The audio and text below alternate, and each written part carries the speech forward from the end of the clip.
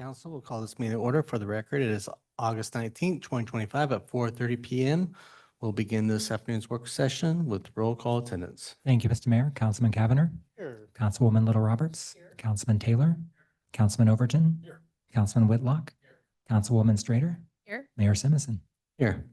Next item up is adoption of the agenda.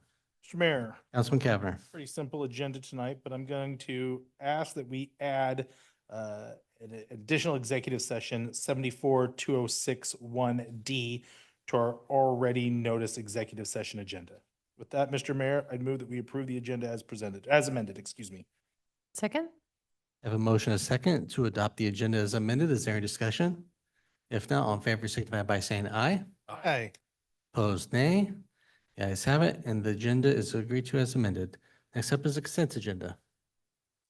Mayor, Councilman Cavanagh. move that we approve the consent agenda for the mayor to sign, the clerk to attest. Second?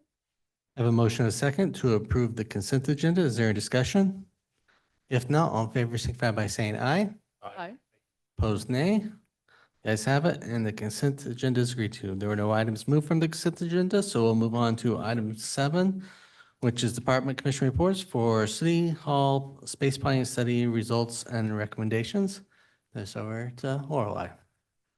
All right, good afternoon, council. So we have the long-awaited space planning study results to talk about tonight.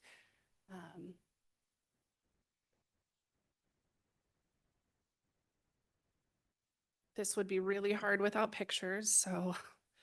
All right, so I did want to let you guys know we do have LCA, the professional architectural firm that we engaged to do this space planning study, in the audience with us. If the questions get too technical, they're here to help, but did just want to acknowledge that they're here.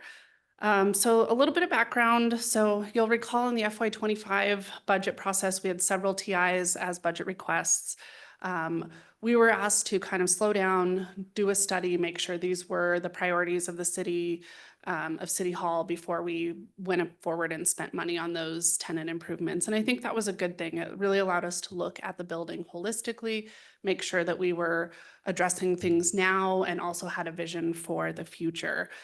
So with that, we were given $100,000 to spend on the space planning study. You'll be happy to hear we spent much less than that, which I think is great. And we've been working on that over this last year.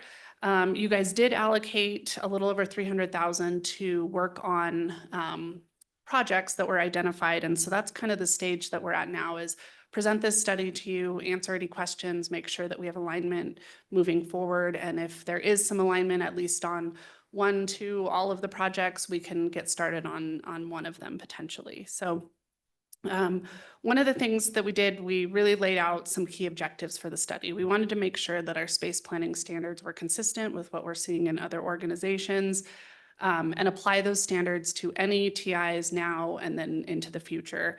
Wanted to make sure that we did address any immediate space constraints and develop conceptual layouts for those. Some of those you've already seen, some were new.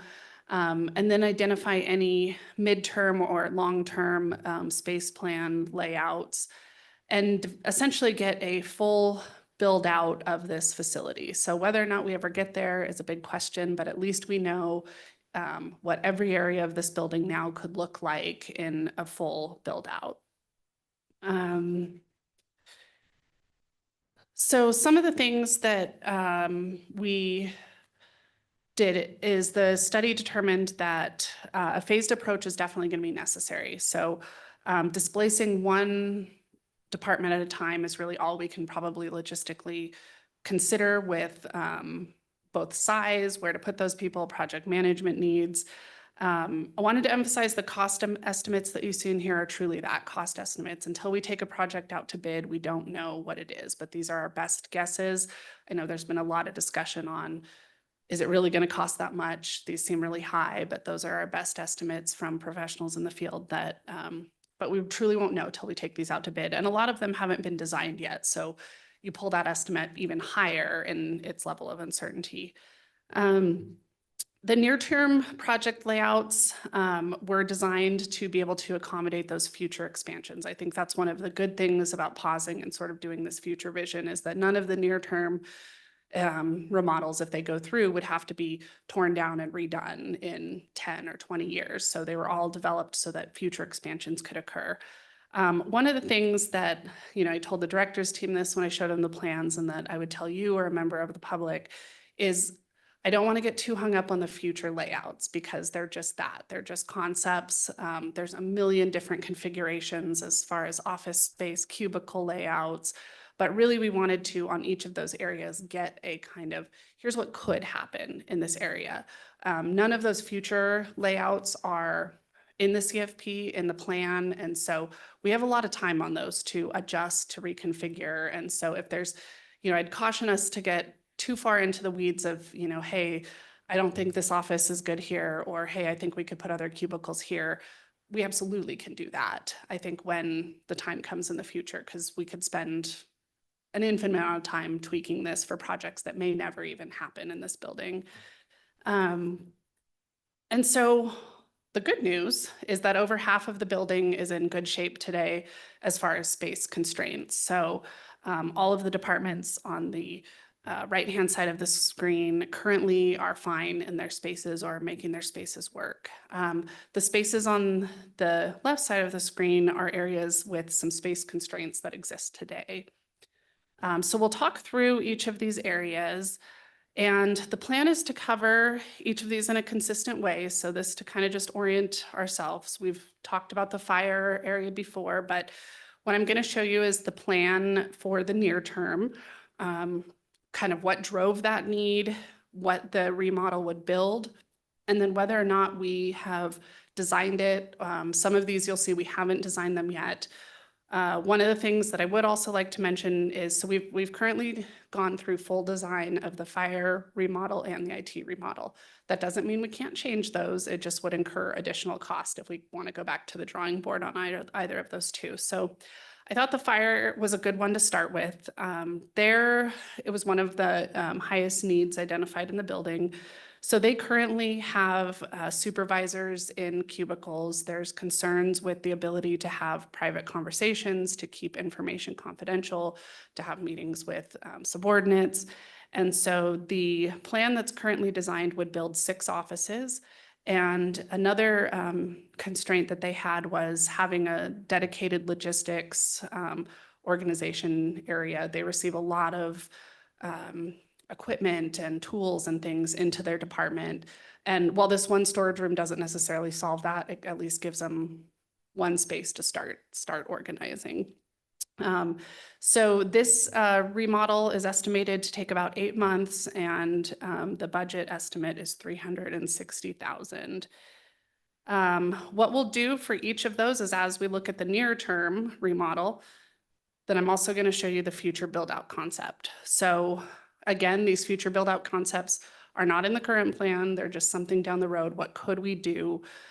Their future build out shrinks cubicles. So that's one way that we can add more people in, is reduce the size of our cubicles, and builds an additional 3 offices, and then adds another cubicle space over to where they currently just have office files and storage.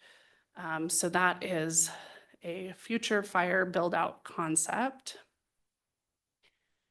The next area that was identified as a high area of concern was the IT area. So again, the biggest driver in this area is, again, supervisors needing offices to conduct private business, discussing confidential issues, having discussions with subordinates.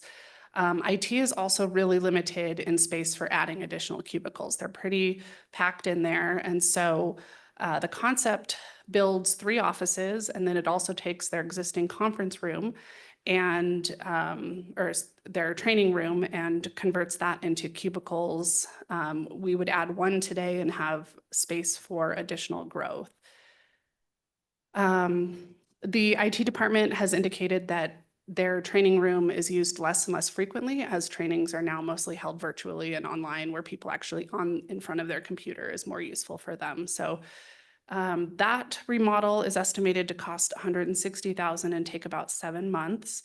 The IT area is one that I'm not going to talk about future layouts until a little later in the presentation, because their future expansion contemplates going into the art gallery space. And so we can talk a little bit about what that looks like. The mayor's area was the next area that was identified as needing some space changes, and theirs is actually the opposite issue of what a lot of the other departments were facing.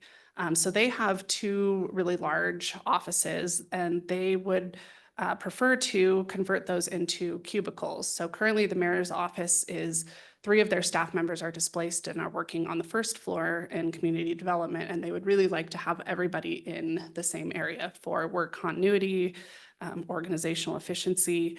And so what this would do is it would take out offices and add cubicles, and then it would add a office with access to the mayor's office. That would presumably be for the chief of staff position to allow that work to go back and forth there.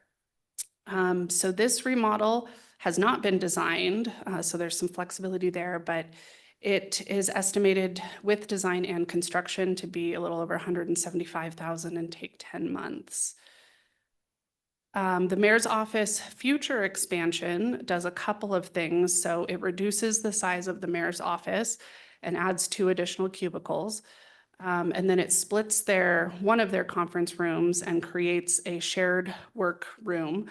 One of the concepts we tried to include throughout the building is as you develop more cubicle spaces to at least preserve some of these smaller work rooms where staff can have Zoom meetings or take phone calls in those areas. And then it has the other side of that room becoming our respite or our mother's room, and actually pulls that out of HR to make it more accessible for people so they don't have to go all the way through the HR office. The other thing it does is that office, the lobby space in the mayor's office is pretty large, and it splits that and contemplates a future shared lobby with another department.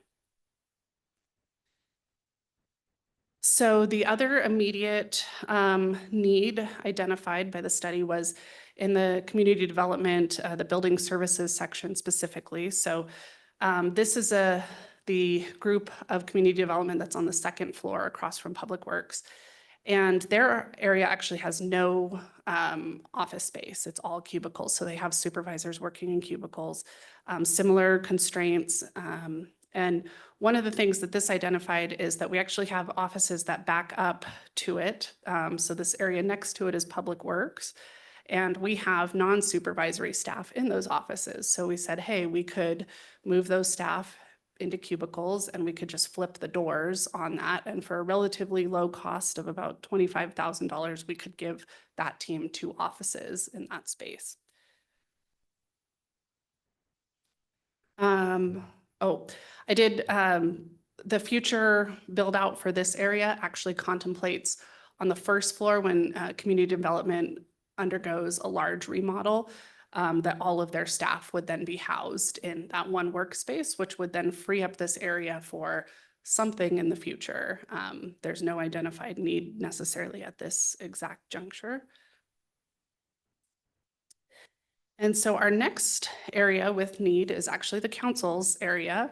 And so looking at the council area, there was a desire expressed for more secure and private working spaces, as well as a desire for an area that was dedicated to meet with constituents. There's also an additional benefit of moving the council out of the current space on the 3rd floor in that it gives us a really important staging area to conduct all of these remodels. So as we displace all of these staff during remodel, we kind of need a place to put them. That isn't the only option. So there's things that we'll talk about, but this is one option, is to move council into the council meeting room or council conference room. The interim option that the study actually suggests is that we hold off on building those offices and just do a cubicle setup in there while we're conducting the rest of the remodels in City Hall, and then come back to you guys when we're finished with those remodels and really talk about where is the future vision of council. Did that space work well? Do we need to look at another space in the building? Did it meet your needs? And so I think it does give us a good interim option to potentially move in there with very little cost. Let's see. So Looking at future council options, so there's a lot of options. So we were, and I know it's kind of hard to envision this today, but potentially in the future, we could have full-time council members. We could have staff members that are dedicated to council. So we really looked at what does 6 council offices with a dedicated staff member look like? Not next year, probably not next 10 years, but what would this future space look like for the council? And so one of the first option, we'll kind of go from left to right, is to expand that area off of the council conference room. This would require us to move the building inspectors to another area of City Hall. We have some ideas for that, but would essentially accommodate council could have that whole area. One of the benefits is it's nice first floor access, easy for constituents to get to, really nice proximity to this room.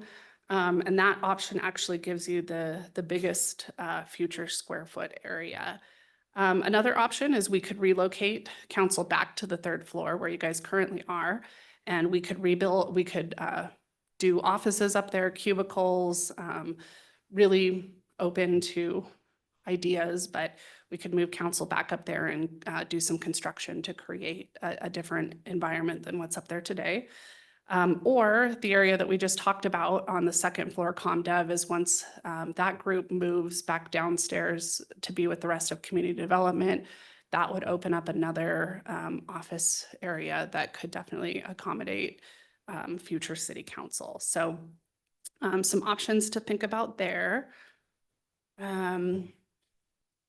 So what does this look like as far as the near-term options, and how do we kind of stage those and get through those? With the budget that's already been allocated, we would need additional budget to get through all of these expansions. The nice part about these expansions is they're really independent of each other. So we don't have to do all of them. We can do one of them, we can do 2, we can do none, we can do all. It's really flexible. So it's not contingent on another one being completed. We did try to lay out how could this occur over the next 2 years as far as who moves where and when does funding happen and when does design happen, when does construction happen. And one of the important things for you guys is if we talk about an interim council move out of your current space, is what does that mean interim?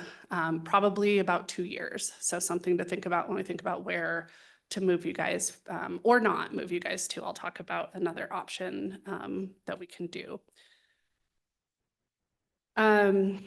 So I wanted to go through the future high-level concepts.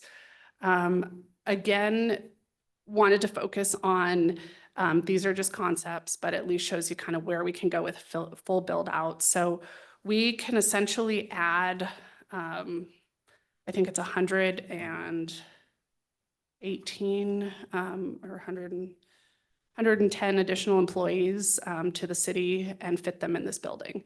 I'm not saying that's ever going to happen. That's a lot of additional staff, but we did want to get that. What is the future count that could be housed in this building?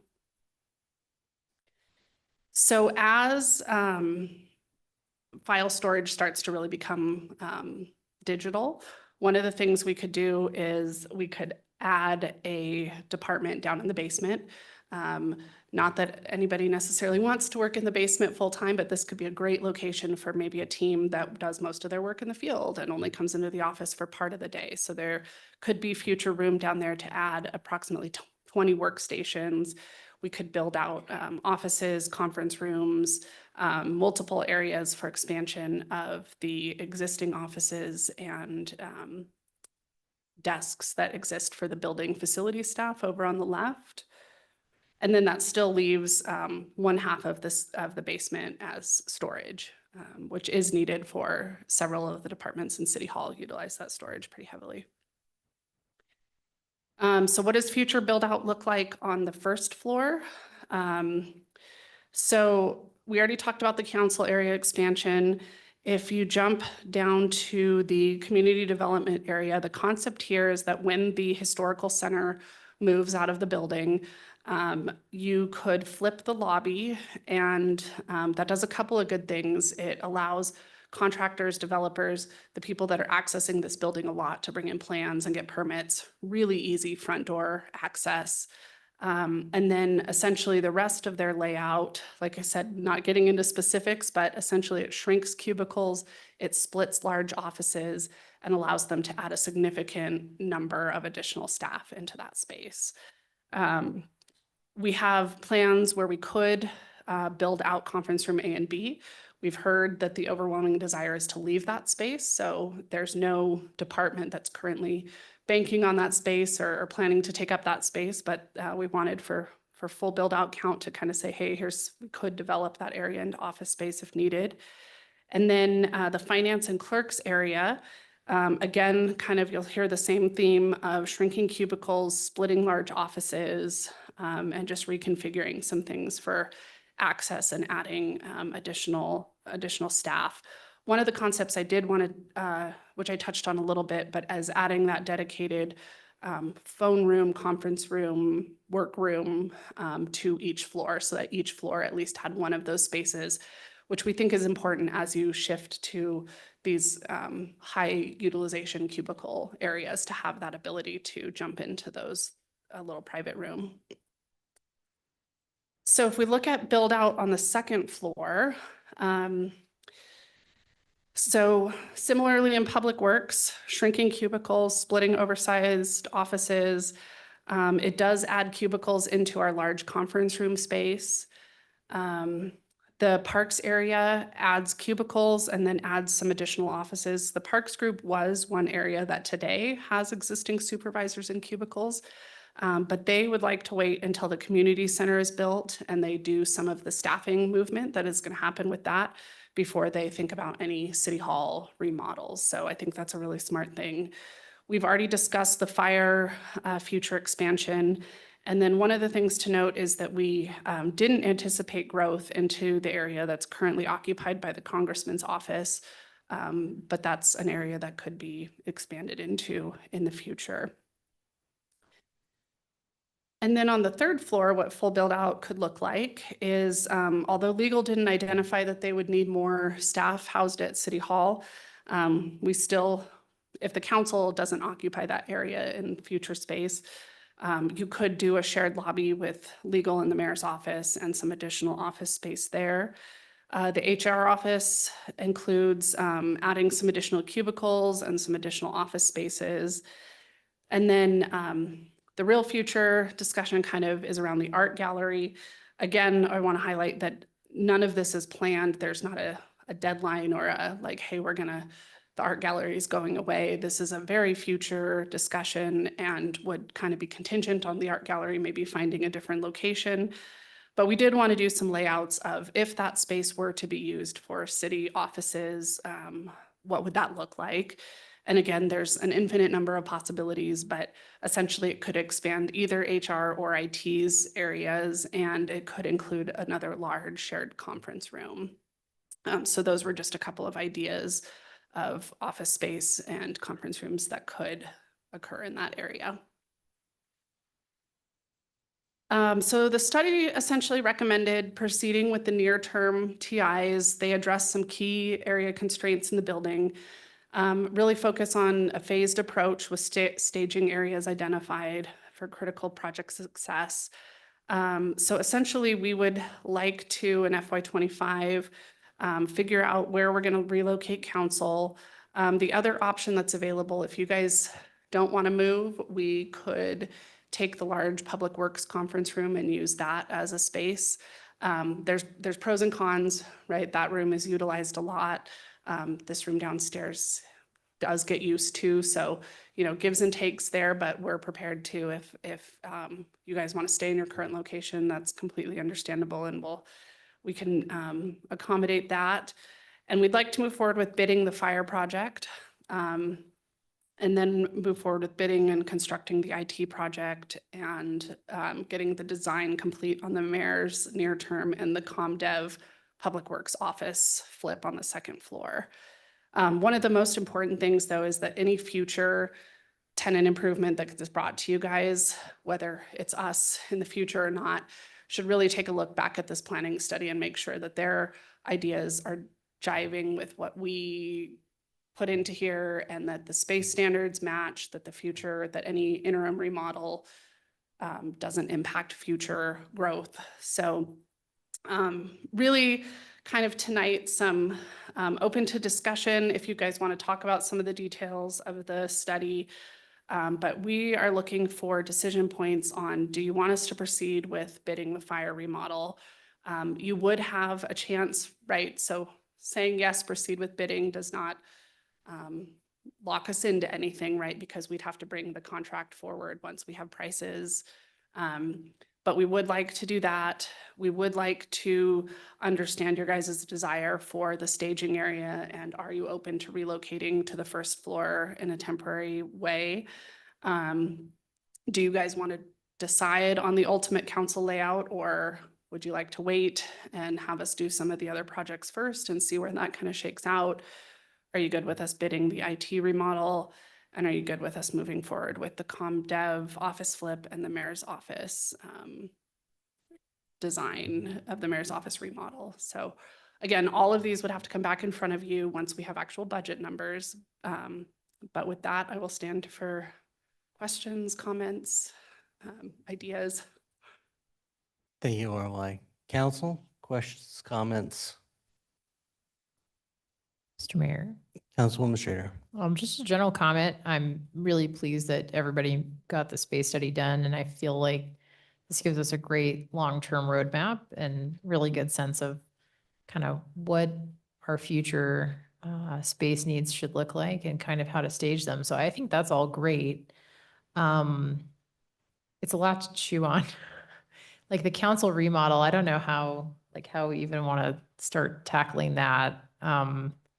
There's a lot to consider there. Maybe helpful to bring up the visuals, honestly, of each of these bullet points as we're discussing it, just so we have something to look at. I think it kind of helps. Did you want to look at any one first? Mr. Mayor, Councilwoman Schrader. maybe fire to start with, since that was your first bullet point. Mr. Mayor. Councilwoman Schrader. Okay, so this is just talking through this. So this is kind of what we have today. And then the next slide was where you want to go with it, right? Actually, no, this is the remodel plan. So Okay. today, where all of those offices are Mhm. shared cubicles. That's right. Okay. And then, Mr. Mayor, Councilwoman Schrader. just talking out loud. So, in terms of what we had budgeted for the work so far, and then all of the projects that you want to do in 2025, I guess I would be curious, would a budget amendment be needed, and how much would it be? And do you have any sense of that yet? Yeah, so great question. So we have 306, well, about 300,000. 6,000 was for the HR card lock. So I'm going to say we have about 300,000 for a remodel. So the estimate on the fire is that it would be 360,000. We just don't know till we bid that. So we would likely need to do a budget amendment to complete the fire remodel of about 60,000 if it comes in.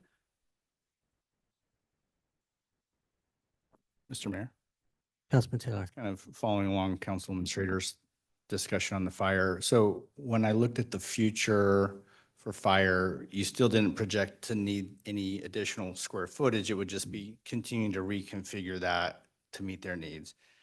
From your discussions with them, it didn't seem like there would need to be any additional footprint in any time in the next, foreseeable future, right? So any work done in the fire department still, we're just looking even long-term staying within that footprint. Mr. Mayor, Councilwoman Schrader. one question that I will have, and I need to follow up with Chief Bloom about it, is just the storage needs for logistics and inventory. Like, this is a really small storage closet.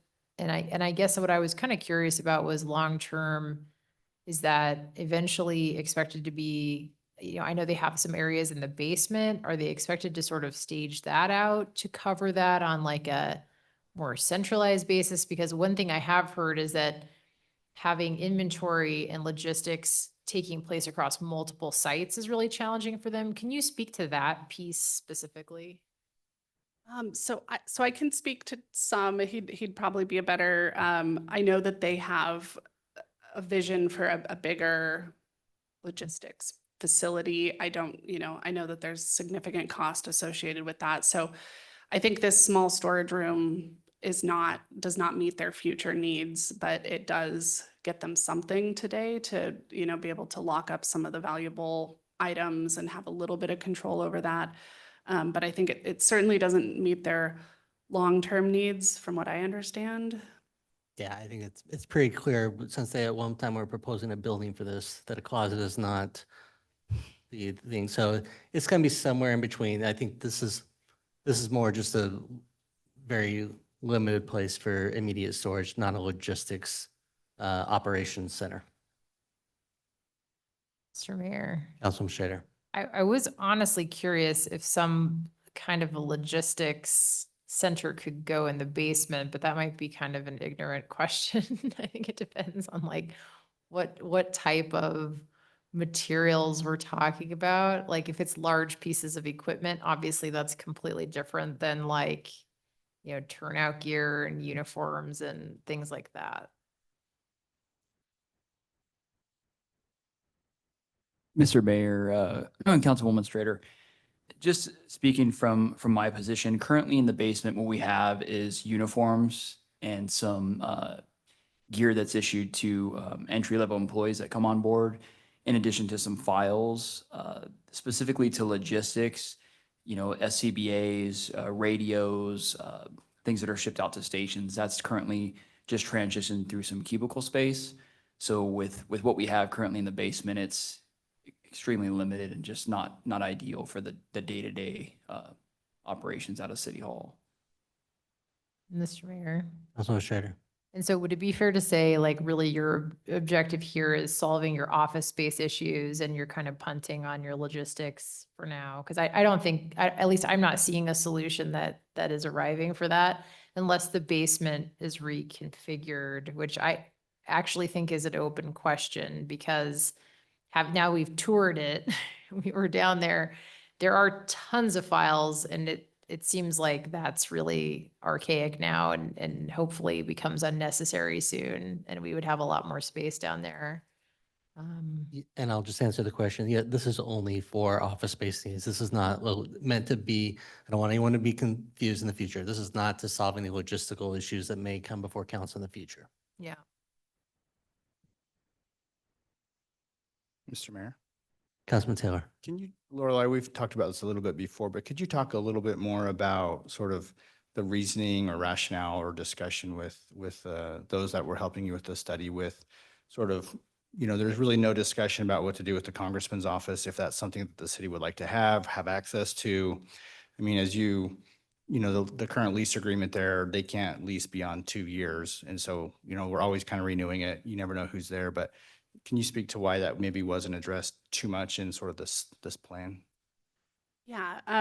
So Councilman Taylor, good question. So we didn't, I guess with the current space planning projects, we didn't see the need to utilize that space yet.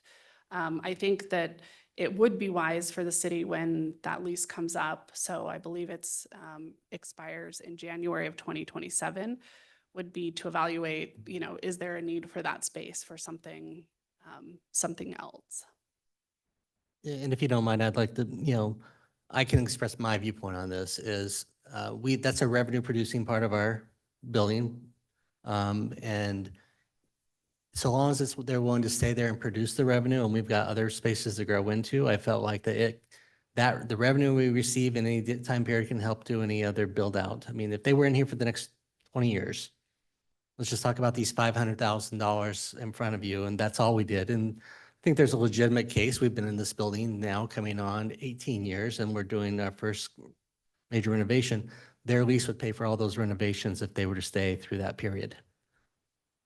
So to me, it's like if there's a desire to not spend the one-time dollars in exchange for the ongoing 2 years at a time potential, That's where I look at that conversation to say, I'd much rather have them here paying to help us do this work rather than just occupying their space and in lieu thereof something, because we know we're going to have to do something somewhere else eventually. May get us out doing the fire, one, but it's not going to get you out of doing the others. And then you've lost that revenue at that point in time.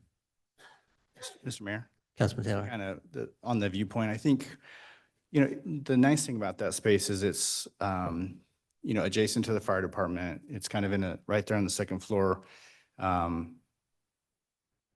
It seems like it could be pretty flexible for multiple uses. One thing to think about though is, as an elected office, we don't know what their future would be.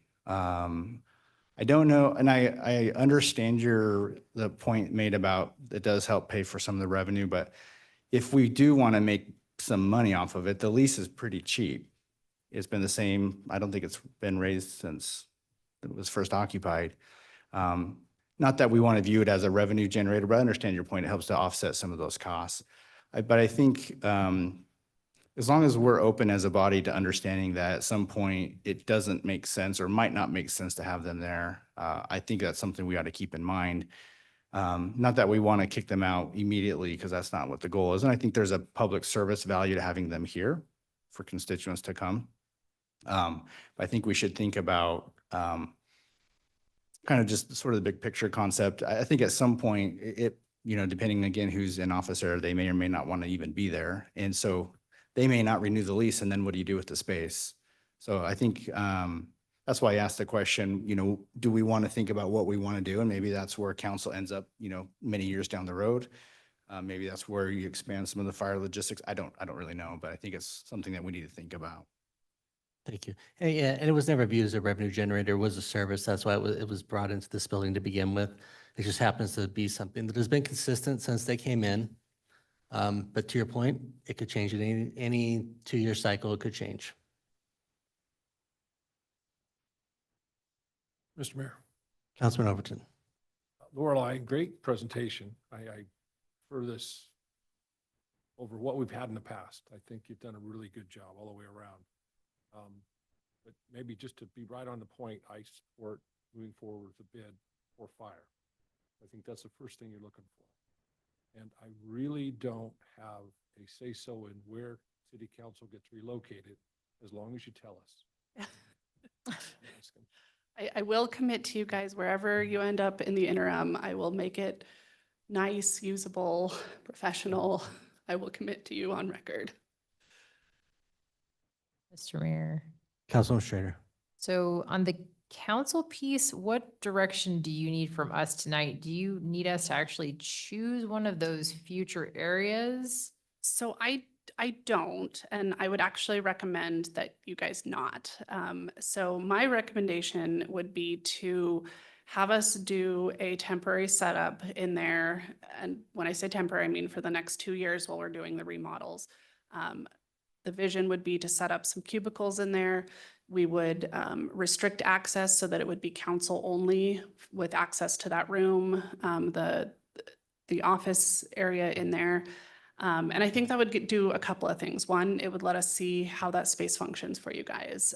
Does it cause issues with people not being able to reserve that room? Does it give you guys the space that feels comfortable to bring constituents in? Does it give you enough private office space? I think it's an improvement over where you guys are at today because it would be restricted access. You know, today you have staff members throughout the area and it's used as the interim workout room. And, you know, I think this would be a more professional environment for you. So really the only direction that I need for you guys is if you are okay with the interim move to this area with the commitment that when we finish the other TIs, we should have another discussion about what does long-term look like. Does it remain there? Does it move to one of the other areas in the building? And so that's where we would like direction on the council area. Mr. Mayor. Councilman Cowner. Well, I echo my colleagues' compliments of the effort put into this. Well, I know this started a little over a year ago as part of a budget. And I know that many of our employees have been kind of itching to kind of understand what their plans are. I do think this kind of measuring twice, cut once approach makes the most sense. I also want to commend you for evaluating space out of our basement. I recognize, as someone who's worked out of a windowless conference room, there are some benefits of vitamin D, and I know that we'll evaluate when and if those decisions make sense at the appropriate time. To your specific, I think, kind of questions tonight in terms of decision points, I am supportive of moving forward with the fire TIs, and I am begrudgingly supportive of the move for us. And honestly, I think the reasons is that I think council probably feels the same. We should be the bottom of the barrel when it comes to, office space needs. We're not here to the same level as our full-time employees, but we recognize that we have to sometimes kind of be the first step to be able to get this going. So I think that this makes sense in terms of it is the least disruptive to council needs and allows for us to get moving quickly with fire. I think then allows us to kind of continue to move forth with everyone else. So I'm in support of this recommendations. To Councilmember Taylor's conversation, I think that we should be evaluating that currently congressional use space, more than just when it's coming up as part of the space study. We should be really evaluating that on probably every 2-year basis. And if it continues to meet the needs for our community's needs, well, I believe that there is potential for that to serve our community. I recognize it's not as accessible to our residents to the same level that all of City Hall is, and that can sometimes create a little bit of a disconnect with our residents. So I'm supportive of keeping it how it is now, but I think that when we come to before 2027, a larger conversation about how that space could be utilized in the future. Mr. Mayor, Councilwoman Schrader. this is sort of a random question, but it's kind of hard to get a sense of scale looking at the image. Would the idea be with the city council offices for it to be kind of like a hotel desk concept where there's just sort of a desk and you just plug in to a docking station? Or would it be like, we're going to choose a buddy and we're going to share? I mean, what's the plan? Because there are 3 offices. So I'm just kind of wondering, like, how much space is each of these offices? And like, just from a practical perspective, what did you all think would work best? Great question. So the offices the interim cubicles would meet our space planning standards. So they would be no larger than 8 by 10. And we would, the thought was to configure those sort of as each one as a double setup. So potentially you guys could each have your own dedicated space in one of those, and I'd leave it up to you guys to pick which ones, but we could definitely, so that the area that the little locked room that's back there, we would convert that with a couple of desks, and then there would be the 2 open cubicles. Mr. Mayor. Councilman Taylor. I probably had the benefit of thinking about this a little bit more than other council members. Yes, I've met with Lorelei, we've talked about it.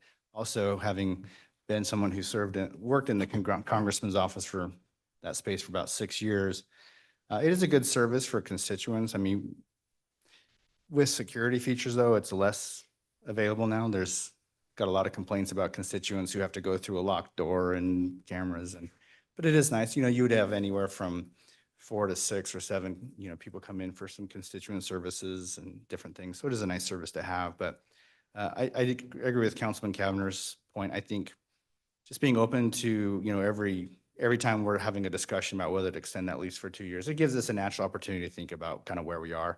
I like that it's in a spot where it can be flexible for whatever needs we have.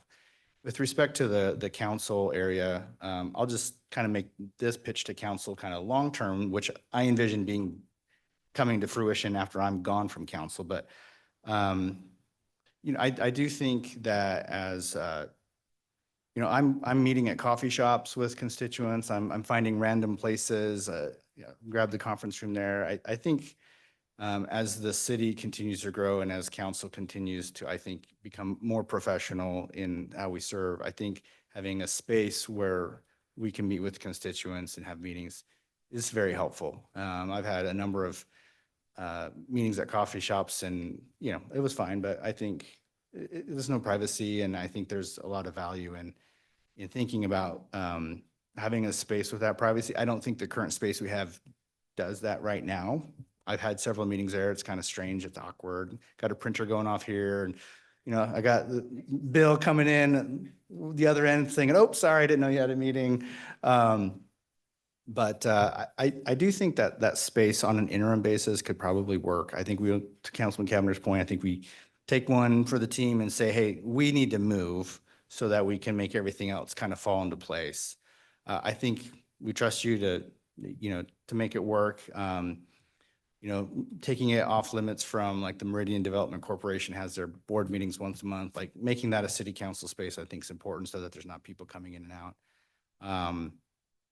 So I agree we know that the fire TI, what those need, it's designed. I'm perfectly comfortable with moving forward with that now and kind of preparing to move council down here. Yeah, I know we can kind of talk a little bit more specifics about maybe what it will look like over there, but that seems to make sense. I think those things need to start now so that everything else can fall into place that you've outlined with that. So those are just some of my thoughts on that. It is nice to have a receptionist to kind of help with council. So I kind of like that Joshua is there. Sometimes when we need sort of that interface, we're going to lose that being down here. So, we need to be cognizant of that. But I think that makes some sense for us to start moving ahead with that at this point. So. Mr. Mayor. Oh, Councilwoman Will Roberts. Mr. Mayor, Lorelei, great presentation. Thank you so much. Love all the verbiage and how thoughtful it was regarding focusing on tasks and the space that was needed. And I think that that's really great to make the most of our space. And I concur with my colleagues that I think down here temporarily, see how we like it and see if that's ends up being our final build out or what we do, but we've got a chance to see how it works. And then that way you can utilize the space we're currently in to flex and move forward with specifically fire, it sounds like tonight, and IT. Do you need that one as well, or are we waiting on that? If we have alignment, that would be great, but we would move to, actually should have probably gone to the timeline one. So we would be looking to bid IT probably in April or May of this coming year. So I think we have some time on that. And so kind of my thought of how this would go forward is that as each one of these comes to fruition of either we finish design or we get a bid or we're ready to move the next department, that I come to you guys, give a quick update. Hey, how did it go? Are there any changes to what I presented here? Are we ready to move on to the next one? And it kind of gives us that checkpoint as we do each one, knowing that we all kind of agree to the overall vision of the near-term remodels, but that we have that checkpoint after each one to say, yep, keep going, or nope, this isn't working. Let's do something different. Thank you. Mr. Mayor.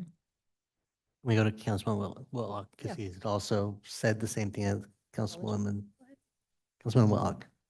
Mayor and Orlai, thank you for the presentation.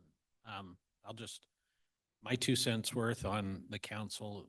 I'm fairly low maintenance, and I'm okay with the coffee shops. I'm okay with mayor's let me use his conference room before with constituents. I've met with constituents in this conference room. I'm not sure that this is my workspace on Tuesdays from about 4 o'clock until 10 o'clock. I'm not sure I need another workspace. So that's just my 2 cents worth. Councilman Schrader. I'm good with moving forward on this. I appreciate how it's been stepped through in a very logical way, and I think it makes sense. I'm actually more interested, like for meeting with constituents, for me, at some point, the new community center honestly is a more natural fit for me to meet with people if there's space there available, just because it would be more convenient, for people in District 2. I also am fine with coffee shops and kind of cobbling it together for a couple of years. But if we have this landing space, I think that is a good idea. There are times where City Hall meeting makes much more sense. And the privacy component, I do think that's important for people, depending on what their issues are that they need to talk about. So yeah, I appreciate all the work that's gone into this. Thank you, Lorelei. Your team did a great job.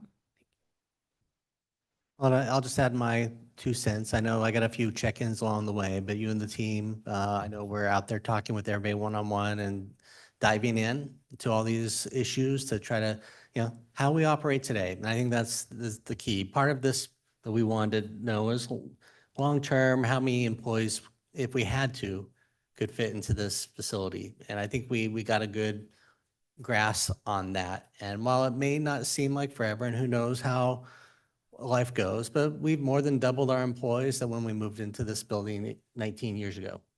And so sometimes it seems like it's way out there, and it may be there sooner than you realize for one reason or another. So having this in our back pocket to have the right conversations at the right time is very key. And I do want to give, kudos, especially Councilwoman Strader who pushed this, but also Councilman Taylor, who, looked to the future in support of council. And I think that's very, forward-looking down to what will be the needs in 20 or 30 years for people, and make sure we're trying to plan for that future, I think is an important part of this, because as you all understand, and we are all just seat holders for today, and the next person that comes in, they may absolutely need a space. They may want to spend 40 hours a week in a desk environment, answering emails, meeting with constituents. That may be how they choose to do the job. And having space for that person at that point in time would be excellent. And those that want to go to the coffee shop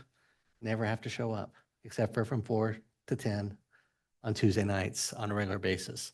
So having a plan, though, I think makes the most sense. So appreciate council's feedback on this item, and I think that you got your direction from folks on how to move forward, and we'll be seeing more conversations in the future. Thank you. Thanks, everybody. Okay, with that, item 7, Mr. Mayor, Councilman Cavanagh. going to executive session pursuant to Idaho State Code 742061F and 1B. Second? I have a motion and a second to go into executive session. Is there discussion on the motion? If not, clerk call the roll. Thank you, Mr. Mayor. Cavanagh. Aye. Little Roberts. Taylor. Aye. Overton. Aye. Strader. Aye. Whitlock. All ayes, motion carries, and we'll go into executive session.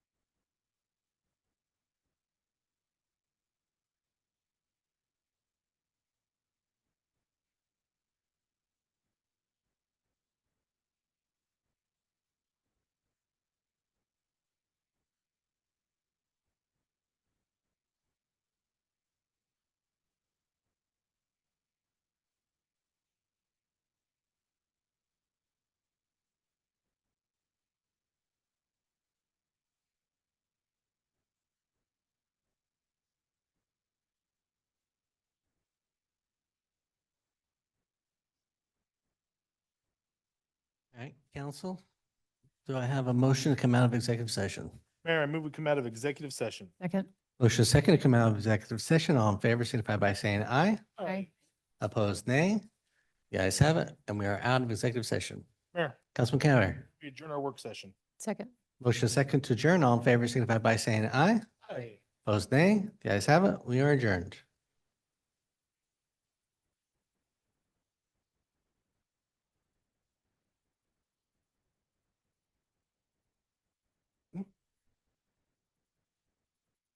Council will call this meeting to order. For the record, it is August 19th, 2025 at 6:02 PM. We'll begin tonight's regular city council meeting with roll call attendance. Thank you, Mr. Mayor. Councilman Cavanagh. Here. Councilwoman Little Roberts. Councilman Taylor. Here. Councilman Overton. Here. Councilman Whitlock. Here. Councilwoman Strader. Here. Mayor Simison. Here. Next item is the Pledge of Allegiance. If you'd all please rise and join us in the pledge. Allegiance to the flag of the United States of America and to the republic for which it stands, one nation under God, indivisible, liberty and justice for all. Okay, we had no one sign up for the community invocation, so we'll move on to adoption of the agenda. Mr. Mayor, Councilman Cavanagh. I'm gonna amend our agenda this evening to add an additional provision to an executive session at the end of the meeting. So I'm gonna offer that we add 74-2061D to our executive session agenda. And with that, Mr. Mayor, I move we approve the agenda as amended. Second. Have a motion and a second to adopt the agenda as amended. Is there any discussion? If not, all in favor, signify by saying aye. Aye. Opposed, nay. The ayes have it, and the agenda is agreed to as amended. Ms. Clerk, we have everyone signed up under public forum? Mr. Mayor, yes. Jen Card.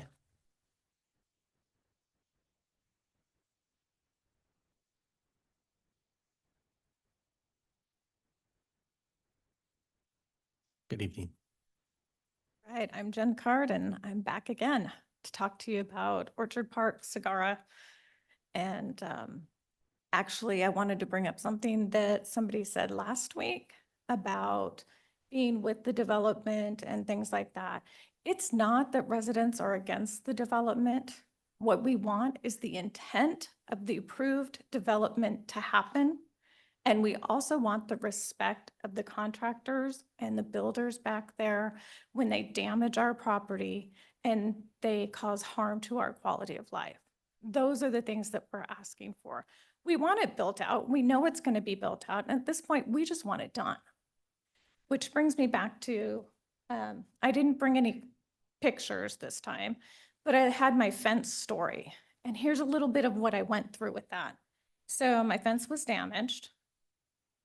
I called the developer. He said, call Grandview Communities. Oh, and I wanted to say the developer stopped me last week on my way out and said, you're not going to get those houses sold back there if you keep showing up at city council. But here I am again. So I called the developer. They said, call Grandview.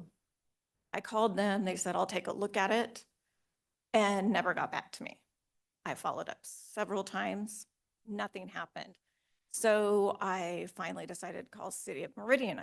Planners know who's back there. They issue permits, right? The city should know. They didn't know. They couldn't tell me while they were on the phone with me. They had to research and get back to me about a week later. And I had some more questions that I came up with in the meantime, and they said they'd get back to me. 2 weeks later, they still hadn't gotten back to me, so I decided to stop by City Hall. And nobody was available to talk to me. So then I was told to put it in an email and copy so-and-so's boss. So that's what I did. So they gave me a name. I reached out to that person at Grandview Communities. They never returned my call.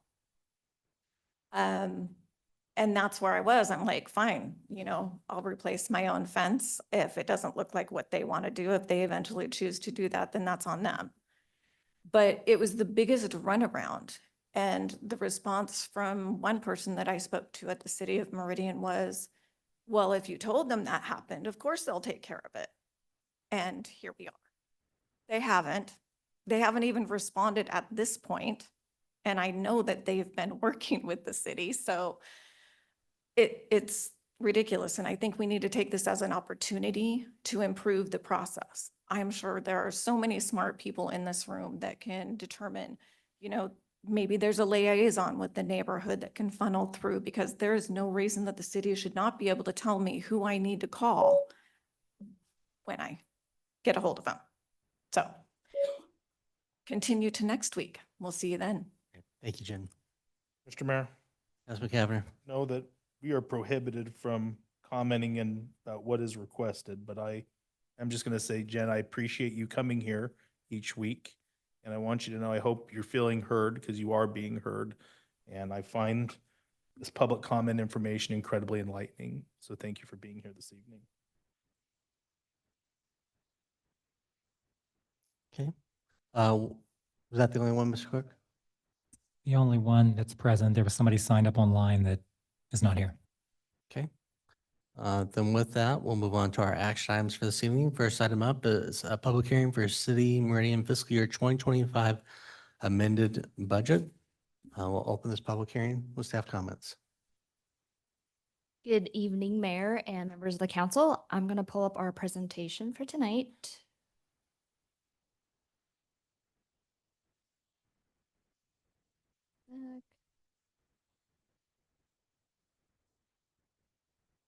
Okay, so welcome to our fiscal year 25 amended budget public hearing.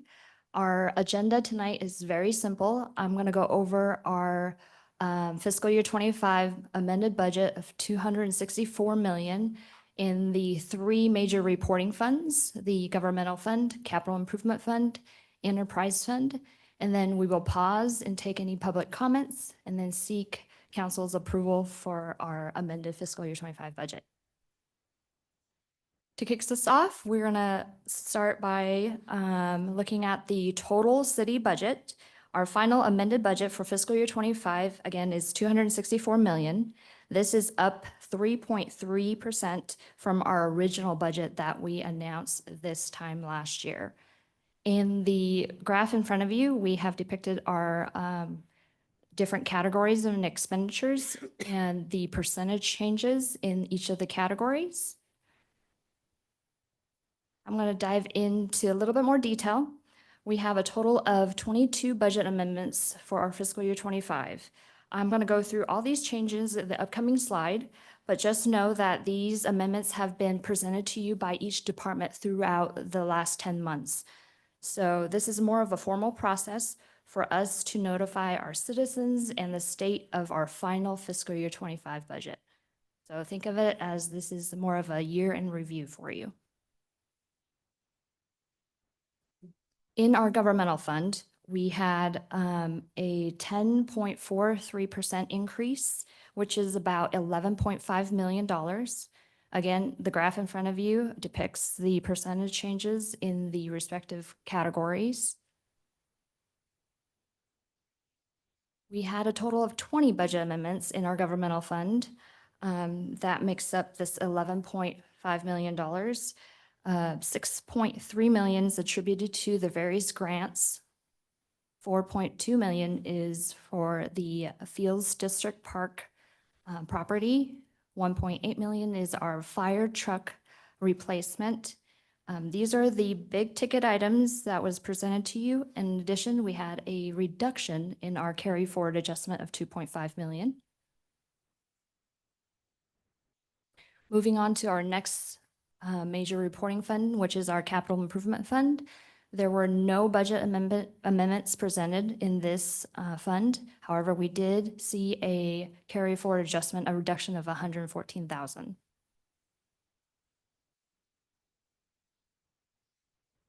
Last is our enterprise fund. Our enterprise fund went down about 2%, which is about $2.9 million.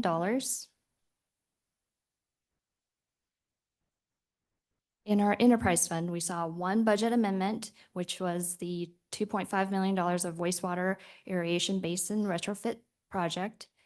I listed out a couple of the governmental fund budget amendments in front of you that had an enterprise fund impact, which is our ARPA grant fund, the biosolid dryer project, which is 6.4 million, and then our medical health benefit trust that had an enterprise fund personnel impact.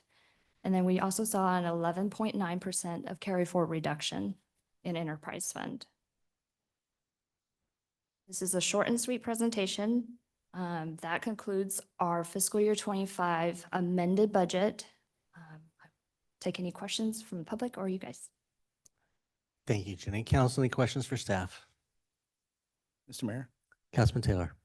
Jenny, could you just, for the benefit of the public hearing Yeah. and for myself, on the enterprise fund, the carry forward adjustment was a pretty significant number. Can you just kind of give me the 101 on explaining Sure. what the adjustment and why we needed to do that? Yeah. So 10 months ago, when we announced our original budget amendment, we had fiscal year 24 was not closed yet. So we still had 3 months of operational expenditures that we kind of guess we were gonna need the budget for.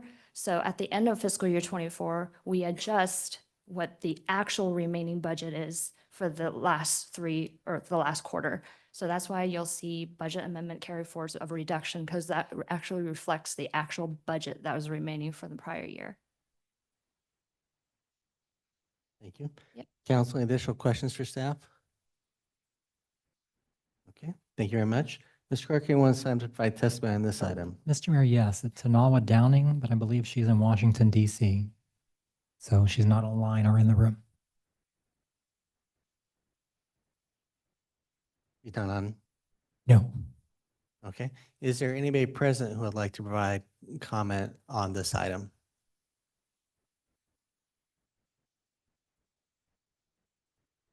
Seeing no one coming forward or raising their hand, council, do I have a motion? Mr. Mayor, Councilman Cavanagh. move we close the public hearing on City of Meridian fiscal year 2025 amended budget. Second? Have a motion and a second to close the public hearing. Is there any discussion? If not, all in favor, signify by saying aye. Aye. Opposed, nay. The ayes have it. The public hearing is closed.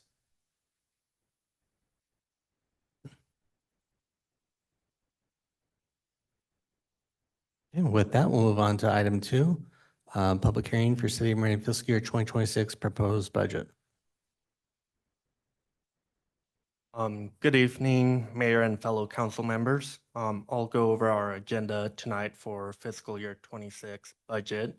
The first item is our budget process overview. We'll go on a high level of all that entails. Second item, we'll go do a high level overview also of our major governmental funds. And the last item, we are requesting or seeking approval of the fiscal year 26 budget.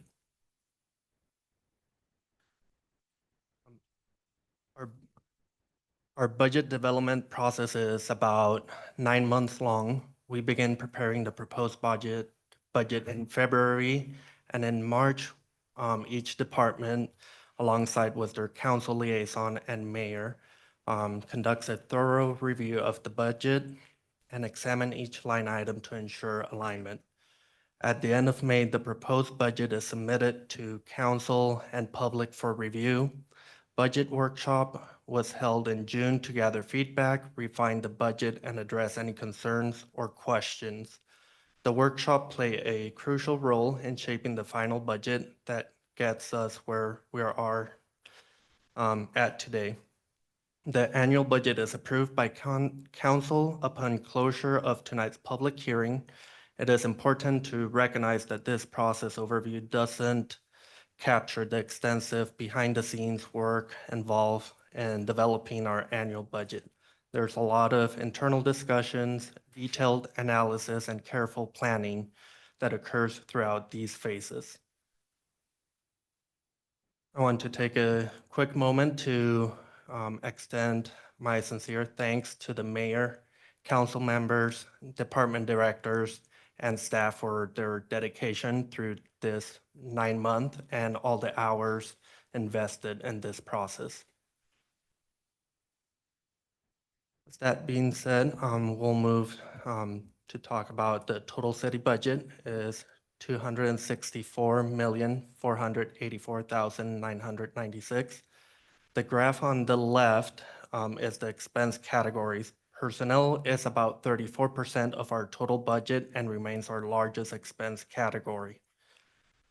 Carry forward makes about 34% of the budget. These are projects that will not be finished during our current fiscal year 25 and are carried over into fiscal year 26.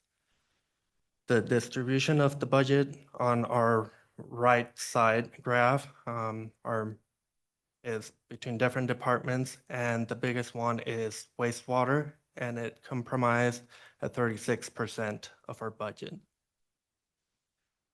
Or now I'll go over through our governmental funds. And our revenue is 101,267,935. This is comprised majority of taxes, which is 53%. The proposed budget is taking the 3% allowable property tax option, which we calculate on average to cost about 47 cents a month for $100,000 of taxable value. As a reminder, we're projected to decrease our levy rate year over year. In other words, if a house value did not change year over year, then the property taxes paid would be lower. For our next governmental fund, total expenditures is 131. Apologize, for our governmental funds, our total expenditure is 131,621,333. Our biggest expense is personnel. It comprised 57% of our budget. The distribution of the budget on our right side graph, the majority is for public safety. Public safety comprises 55% of our expenditures. Our next major fund is capital improvement funds. We have a total expenditure of 2 million. This is comprised of a carry forward for fire. The project includes fire station remodels, and or the enterprise fund revenue, we have 52,428,916. The majority of our revenue comes from utility sales revenue, which comprises 62% of the revenue source. For fiscal year 26 enterprise fund, total expenditure is of 130,863,663. Unlike the government fund where personnel is the largest expense, enterprise fund largest expense is the capital projects. Between new capital funding and prior year capital projects that is carried forward, this comprises 76% of enterprise funds budget and capital expenditure. On our right, we see the breakdown between different departments, and the biggest component is wastewater at 72%. Now we stand for any questions or any comment from the public. Thank you. Council, any questions for staff? Mr. Clerk, anyone sign up to provide testimony on this item? Yes, Jennifer Saxton. I don't believe she's here.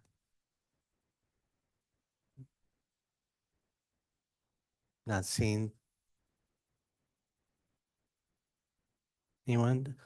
Is there anybody in the audience who would like to come forward or online to provide testimony on this item?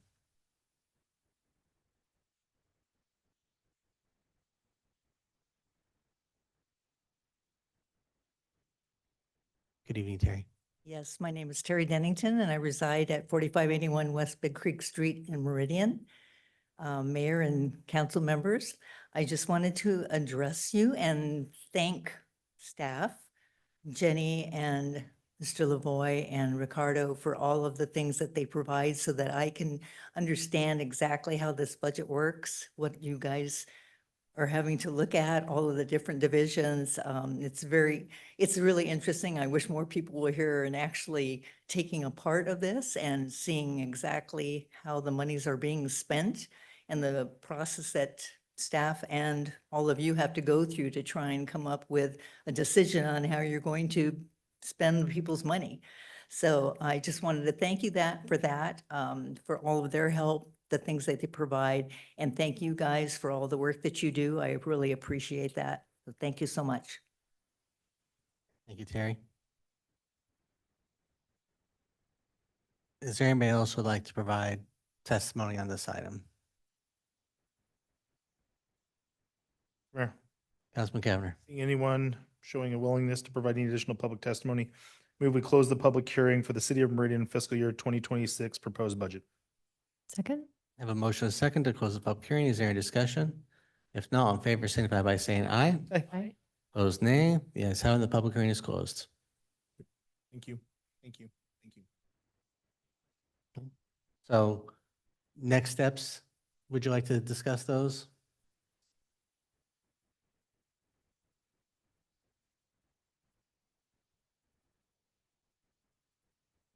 Sorry. Stop sharing.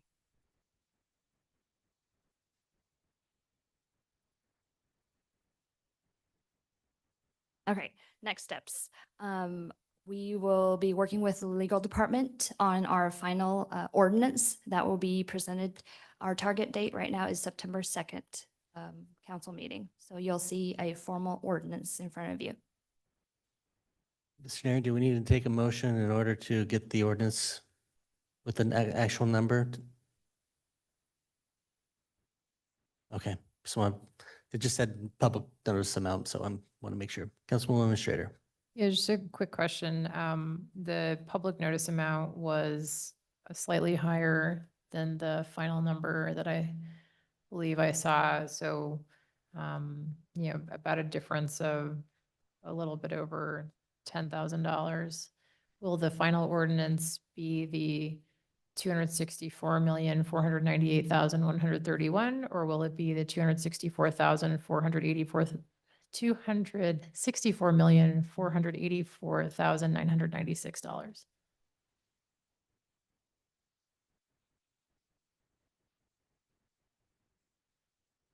Let me pull it up.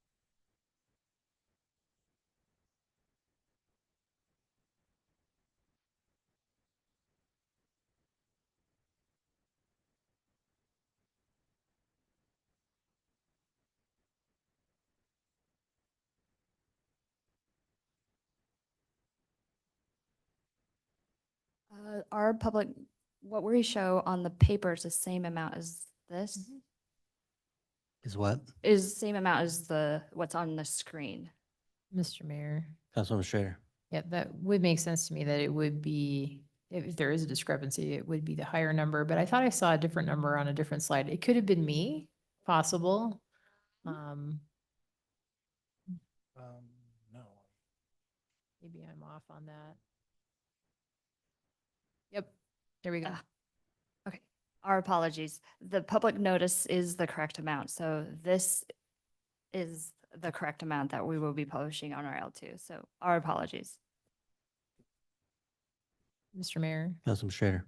got it. And do you need a motion to approve, or is this going to come back via an ordinance? It's gonna Sorry, come- I'm being, That's okay. spell it out for me, please. It's gonna come back as a formal ordinance for you guys to formally approve. Thank you. Councilman, Mr. Mayor. Mayor. Members of the council, Jenny, don't they need a motion to approve this publishing number, or is this the number you already published? I guess that's what I was. It's the number we already published in the. Already published. Okay, thank you. Sorry. And that's why I thought that they needed to publish a number, so but. Okay, thank you very much. All right, with that, we'll move on to item 3, which is public hearing for H 2025-0019. We will open this public hearing with staff comments.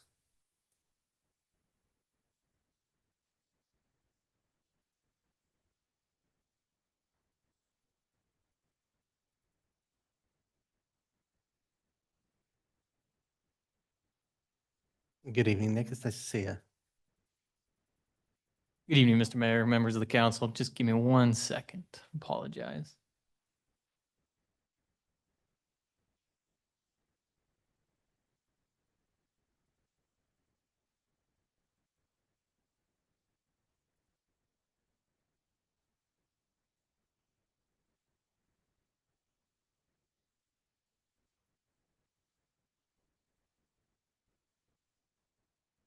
All right, so next item on the agenda is the rezone preliminary plat and development agreement modification for the Gramercy Townhomes. So the applicant is requesting a rezone of 6.98 acres of land from the CG zoning district to the TNR zone, a preliminary plat for 82 buildable lots and 8 common lots, and a development agreement modification to establish a new concept plan and remove the age restriction on the property. The site is located at 1873, 1925, and 2069 Wells Avenue. As shown on the screen, the existing zoning is CG and the flume designation is mixed-use regional. In 2021, the subject properties were approved for a multifamily development consisting of 164 age-restricted units on 5.24 acres of land. The top parcel up here was not a part of that application. However, the applicant has cited due to a change in demand for the project was not viable, which is why they're back asking for an amendment to that agreement. The subject properties fall within the mixed-use regional future land use designation. The intent of the mixed-use regional designation is to provide a mix of employment, retail, and residential dwelling and public uses near major arterial intersections. The mixed-use regional designation should make up between 10 and 30% of the total development area, with gross residential densities ranging from 6 to 40 units per acre. The mixed-use regional area located at the southwest corner of Eagle Road and Overland Road encompasses approximately 165.2 acres. Of that total, roughly 25.1% of the mixed-use regional area in this quadrant is residential, which does align with the comprehensive plan's vision and density targets. Here's the rezone map. And this is the concept plan. The proposed development plan depicts 82 townhomes within the traditional neighborhood zoning as the single use for the subject properties. The TNR zoning requires 2 different types of housing, and staff finds that the surrounding garden-style apartments, single-family detached, and townhomes provide the mix of units desired in the area, which is why a single product is being proposed with this application.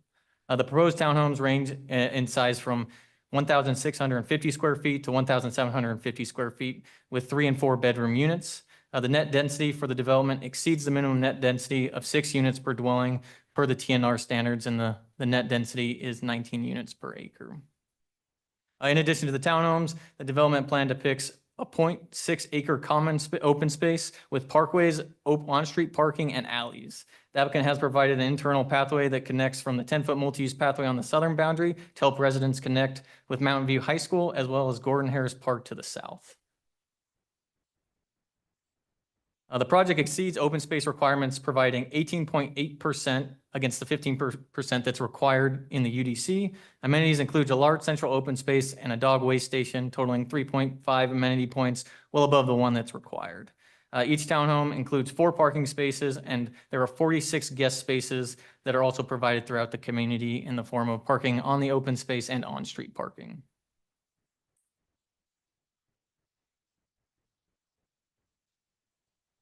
Access is proposed via 3 private drive aisle connections, 1 to the north connecting to an existing drive aisle and commercial property, and 2 to the east that connect to South Wells Avenue.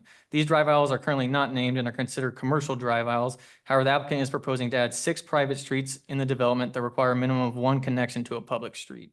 Staff has discussed this with the applicant, has determined the southern connection on the eastern boundary would be the best as it aligns with Blue Horizon on the east side of Wells Avenue.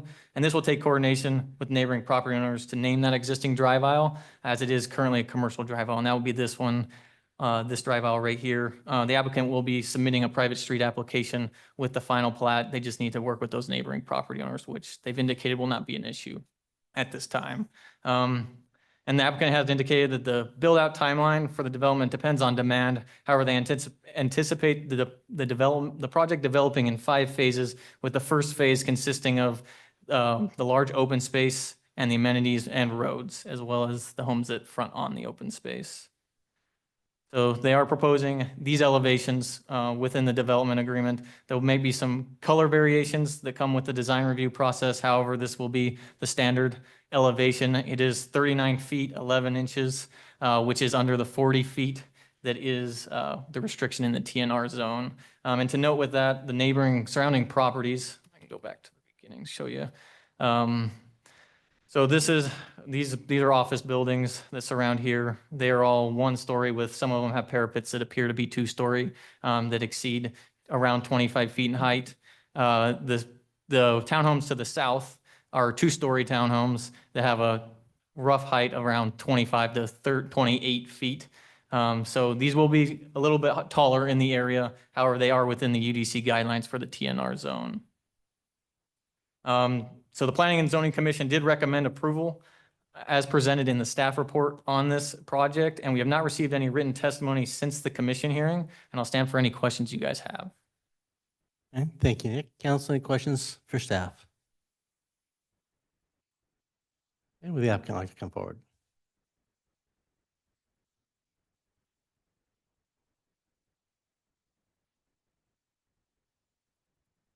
Good evening.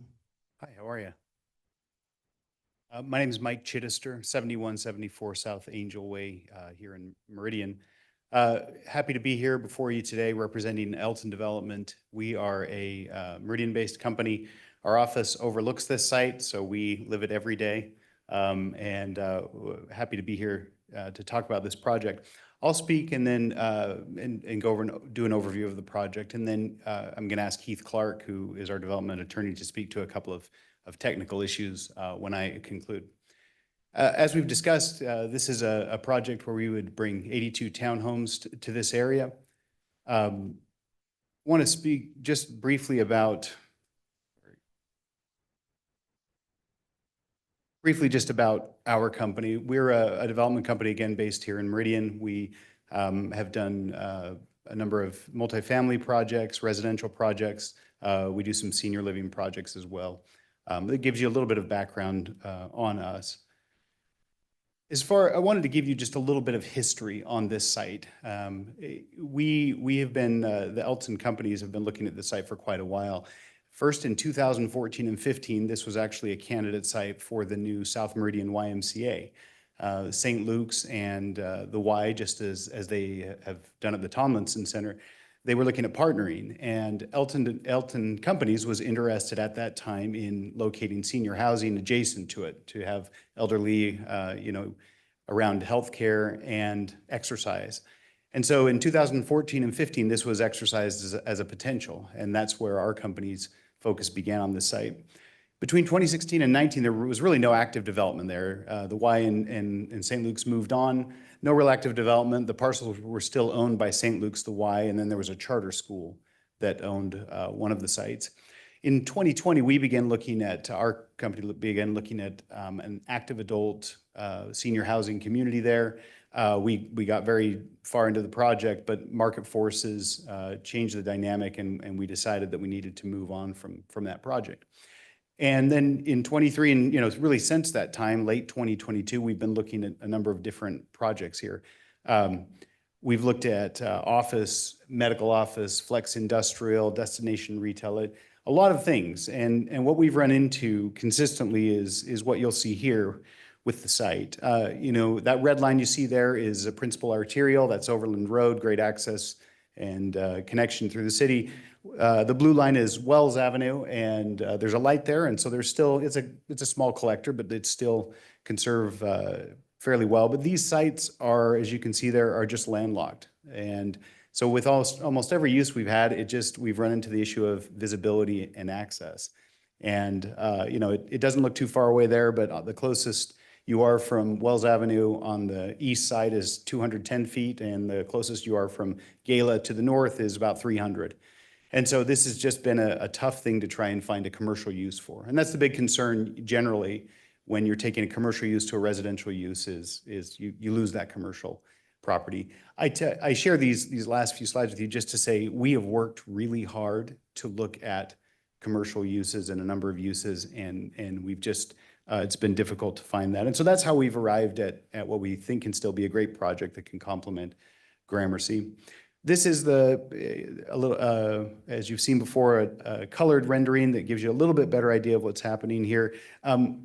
Your north is to your left here on this image, and south is to your right.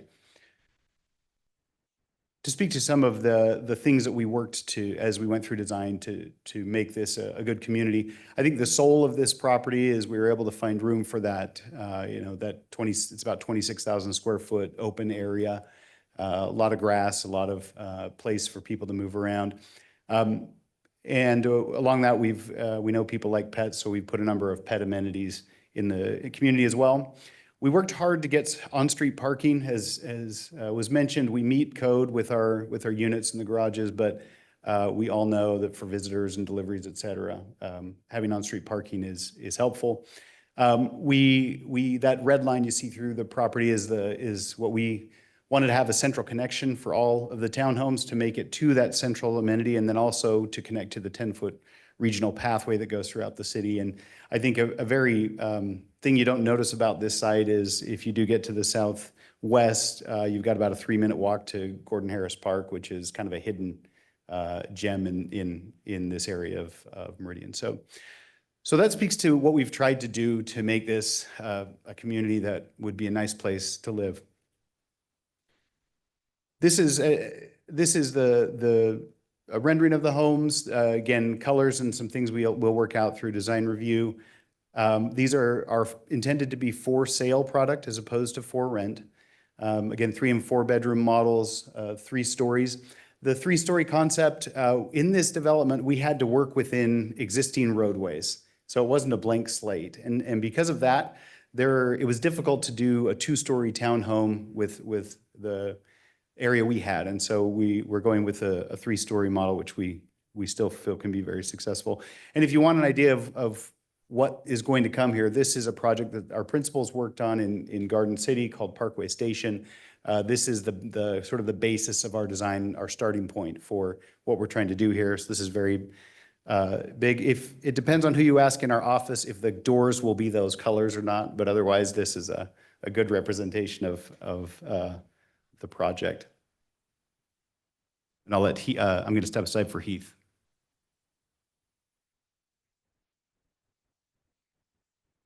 You know, I couldn't stay quiet, right, everybody? Heath Clark, 251 East Front Street in Boise, representing the applicant. And I just kind of wanted to add a little bit more, because I know over the years of being here, you know, we're always a little bit concerned about taking something out of CG. And so I just wanted to add a little bit more to that. So this is a snapshot from the comprehensive plan. It's speaking to the mixed use regional. This is my own little bit of private protest on the right. You know that with mixed use regional, we tend to just look at the areas that are bounded by the roadways. I wanted to put both sides on there so you can kind of see that mixed use regional node has a great deal of commercial that's already been developed. And as Nick mentioned, that with this project, it takes it to 25%, which is right, you know, within what we're trying to get in terms of the residential use that's going to be on this site. So this proposal to go with TNR is based on discussions that we've had with staff. You can see that TNR is actually already existing just south of the project, so it actually provides for an additional buffer from the residential uses to continue up to the CG. So we think it's a good fit, and it adds to that overall mix of types of housing in the Gramercy area. We are very confident that there's not going to be an issue with the continuation of the public roads there. I'd just add that the Gramercy development is subject to a development agreement that requires cross access and cross parking. And the applicant has always had a very good relationship with the Gramercy developer. I represent the Gramercy developer, so I've worked on this for a long time. So that is not something that's going to be an issue. And so just wrapping up, I did want to just emphasize that the applicant really did work very hard on this. I was able to go to a couple of the pre-application meetings. And one of the things that they did was to flip that central Mu lot that was originally going to be on the south, and at staff's suggestion, they were able to flip it into the middle, make it all work very nicely. And so I think this is a good a good change, and we'd ask for your approval. And Mike and I are happy to answer any questions that you might have. All right, thank you, council. Any questions for the applicant? Mr. Mayor, Councilwoman Little Roberts. Mr. Mayor, Heath, or Mike, I don't know who wants to address this. If the office is close, then you know what happens when the parents are lined up to pick up the kids from gym prep. Because I come out onto Blue Horizon and then down Wells, and it's packed. So we met with, it absolutely is. We see that every day. And it creates quite a lineup that goes down to Blue Horizon, it goes up Wells a little bit, turns into the site. So the main person who was concerned about that was the Goddard School, which is the building to the southmost. And so we met with him a number of times and talked about, what is the traffic impact going to be? And so we didn't really have to, this wasn't part of the application, but we actually, we had Keller Associates. I wanted to be able to tell the school, this is actually what's going to happen, and it's not me just saying, oh, everything's going to be fine. So we had them do a sort of a limited traffic study that looked at the AM and PM peak hour traffic, and because he wanted to know what's going to happen at that exact intersection that you spoke of. And so we had them look at that, and the peak hour traffic will be, PM peak hour traffic would be 60, I think it's 69 total cars. And then those get distributed. There are actually 4 exits you can take from this site to Gala, 3 of those private drives. And so it turns out that if you see down here at the bottom where it says Goddard Drive, in the PM peak hour, which was the most active, about 20 cars would be arriving at that. And so the Goddard School felt like, okay, that's 1 every 3 minutes, that's going to be manageable. It will still, I don't know what to do about gem prep. I just don't, because it creates an issue. We were able to work with the school and Boise Regional Realtors, who is north of the school, also to just help them feel like this is not overwhelming traffic. And to be honest with you, if this were a medical office, the rate would be 3 or 4 times, right, or office. This is actually a fairly low use. Does that help? I can't fix gem prep. Mr. Mayor, That's one Little Roberts. it does. I appreciate the study. I don't know if Captain Leslie's got anything to add to this, if the police ever help. I don't know if once, Fierce Cheer gets built, if there's a way to run the traffic through there. I mean, I just thought maybe we could just all kind of brainstorm on what can be done about that, since we're going to have construction traffic and other things added to it with this coming up. And obviously very mindful of that. The other thing I would just point out too, and it's not a 1-to-1 or a 50% reduction, but I would just ask the council to also keep in mind that there is a previous entitlement on it. It was for 164 active adult type units. So it's not going to go down by half in terms of the traffic because of that, but it is already has an entitlement for roughly twice the number of units. Mr. Mayor. Councilwoman Schrader. So I believe in 2021, the city council approved an age-restricted multifamily development here, and I've been kind of comparing these. One of the struggles for me is Mountain View High School is clearly way over capacity. The schools here are very stressed. I understand that district-wide, there is not the same dynamic, but it still creates an acute issue in South Meridian. So I'd like you to speak to that. I have questions about the driveway width and understanding why those are deviating from our typical standards and what the justification is for that. And then I do have some other ones, but I will briefly mention, unfortunately, not your fault, but we've had other projects, and you may have heard from one of those neighbors that testified during the public forum, where we've had some major quality of life issues happening during construction, unfortunately, on some projects that are in my district. And that has kind of led our city council to have a lot of discussions about requesting from developers a dust mitigation plan of some sort. You're right next to a school. So to me, like, this is a more acute situation here, because if you have a lot of dust happening, it's going to affect the kids. So I just want to give you a chance to chew on that, because that might be a new topic for you heading into Meridian. But unfortunately, because of some very bad circumstances that we're having in my district. Now this is going to potentially start affecting other developers. So I just wanted to throw that out there. But if you don't mind talking for now about the school concerns and driveway width, that would really help me. Thank you. Councilmember Schrader, so with regard to the schools, I'll just start by saying Pepper Ridge is the elementary school, Lewis and Clark is the middle school, both have plenty of capacity. With regard to Mountain View High School, the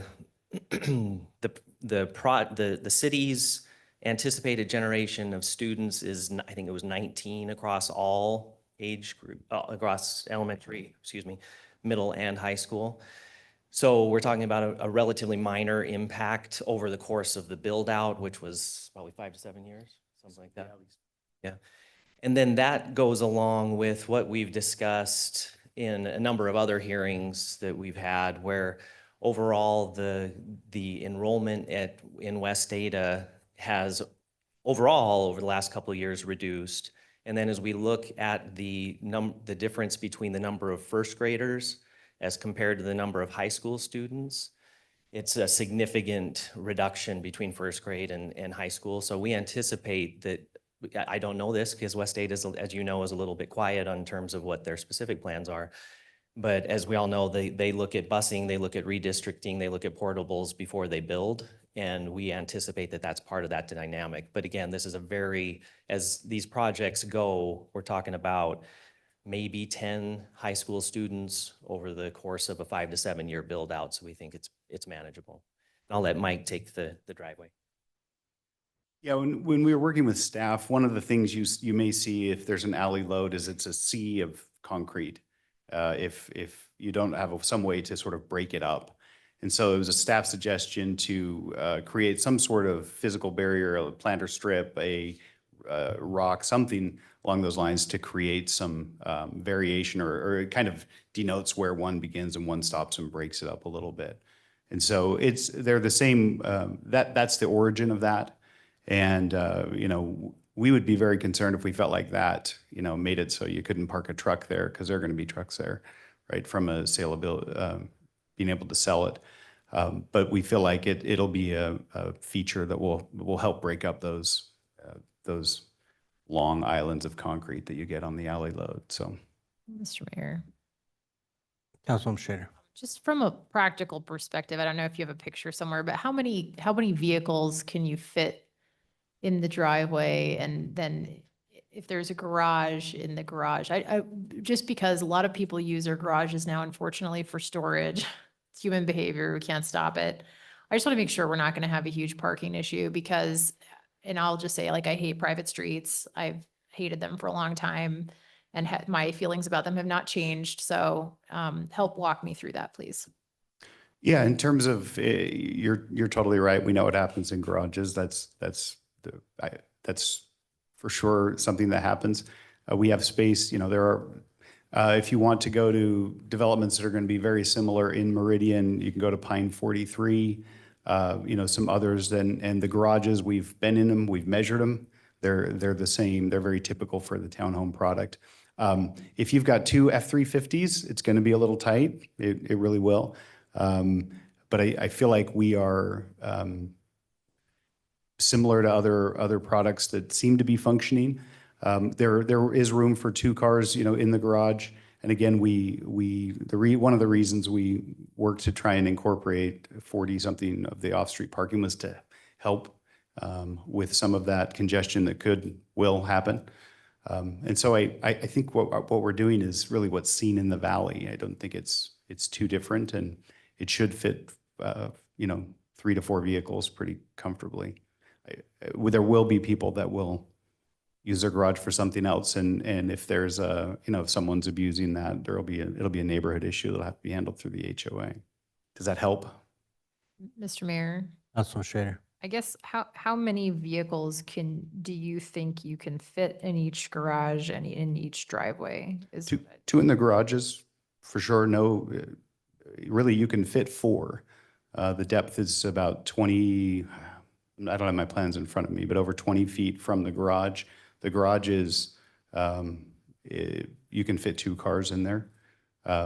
You know, so these are not so small that I don't feel like my wife and I could get our cars in there. So it's not as spacious as a large home, you know, but there's room for 2 cars in the garage and certainly in the driveway.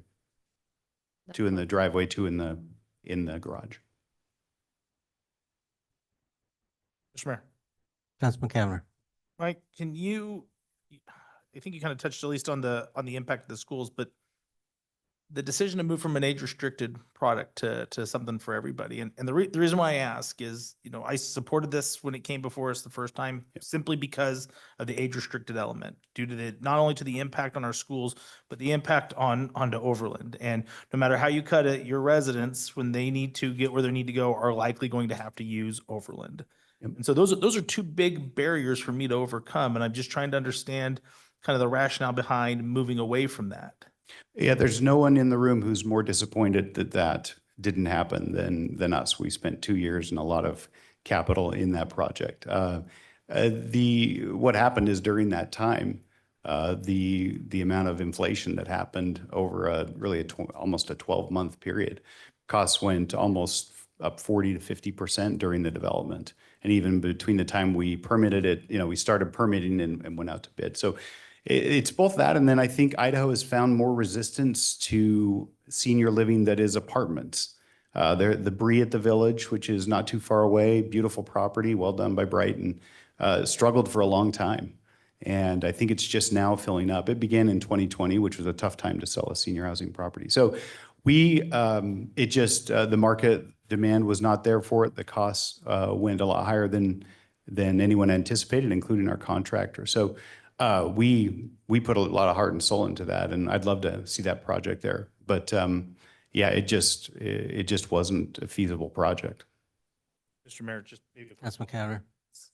Mike, I'm sorry to hear that part too. And, you know, I think I am generally supportive of the rezone, but I'm not in support of removing the DA provision to keep this age restricted. So I wanted to give you an opportunity to respond about kind of what your thoughts. You said that a for rent product isn't sufficient. You mentioned in your description that this is a for sale product. I mean, certainly you guys are creative and can build a for sale age restricted product that would, you know, keep minimal impact on our schools and minimal impacts on our roads. And just help me understand kind of why, as creative as you guys are, that type of process, that kind of product isn't going to work. Yeah, the biggest issue with even a townhome product is stairs. Yeah. You know, and so for an age restricted property to have 2 stairs is a lot. Like I mentioned, one of the issues you have with a 2-story townhome is you need the length to be a little bit more so you can fit more on 2 levels. We didn't have that in the north and south sections, and so we chose to go the 3 stories. 3-story age restricted would just be out of the question. I agree with you. Yeah. So I mean, if you're that really is as far as the age restriction goes, that's the biggest challenge. What you're going to at that point is patio homes, right, where everyone wants everything on one. I guess, Mr. Mayor, I guess Councilman that's what Cavanagh. I would expect it to see. Certainly, I don't expect somebody, you know, that's more seasoned in age to want a 3-story townhouse. It's again why I was surprised to see kind of 3-story townhouses. So just trying to be upfront with you. I think this is, for me, going to be a very big hurdle to overcome, simply because the age restriction is just going to be too much for our schools and too much for our roads. Councilmember Cavanagh, if I could just respond to that. Again, with regard to the schools, the evidence in the record shows that there is capacity for both elementary and middle school. It also shows that there's minimal impact on Mountain View. So I just want to be clear on that. With regard to traffic, it's actually a reduction from what the original is. Yeah. So those from that, I just want to be clear on that.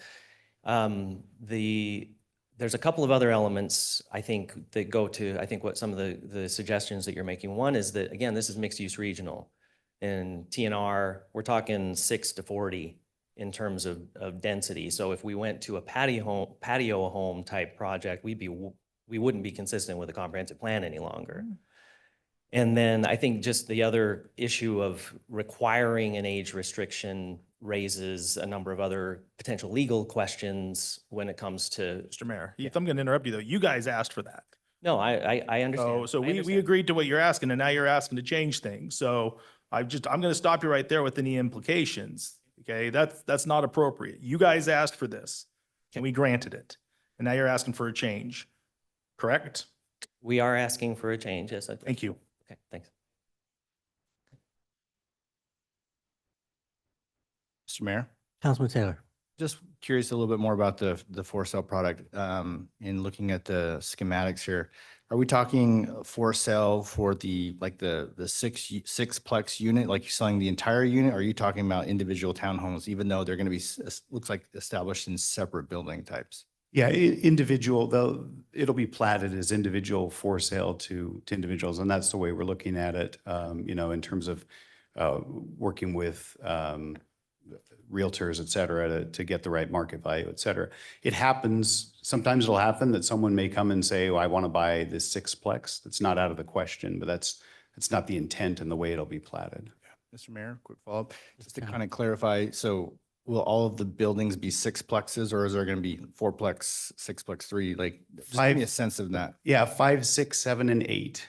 There will be. Yeah, at the north where it's skinnier, I think there are 5. In the center, there's a 7 and an 8 next to each other. Mr. Mayor, just one follow-up question. Councilman Taylor. Did you explore making kind of a bottom level retail with some housing on top instead of just strictly residential? I'm kind of curious what some of the other options that you looked at, because certainly I can appreciate the fact that having lack of visibility from the street like really hurts some of the commercial, but was there any look at how to maybe integrate those a little bit more in that? And I'm kind of curious what you found when you looked at that, if you did. Yeah, the floor plan for these works very well for a home, say a home office scenario. On the bottom floor, you essentially have a garage and then a bedroom with a bathroom. But a lot of people would use that potentially as a home office or somewhere they could go and work. We're doing both 3 and 4 bedroom models, and the 4 bedroom models is intended so on the top floor you would have a principal bedroom and then 2 others, so you could kind of fit a few kids and parents up there and still have an option for downstairs. We've gone away, and I'm going to speak, I think, for Bill, that we've kind of tried to go away, and I don't think the city likes the live work to call it that, and because then it can bring in the issues for buyers, because then they're saying, a bank says, is this a commercial property or a residential property? So we've moved away from calling it live work, anything like that, but it does work very well. There are also issues with if you have a business in there, traffic, people coming in, number of visits, et cetera. So it works very well for someone who's looking to work from home. You could see someone doing that on a limited basis. We've held back from calling it live work for some of those issues. Mr. Mayor, Councilman Overton. you won't understand while I'm asking this question. But in the presentation, could you tell me, are they all going to be a pitch style roof? Flat roofs, nothing on top? Pitch style roof, yes. Nothing on top. Thank you.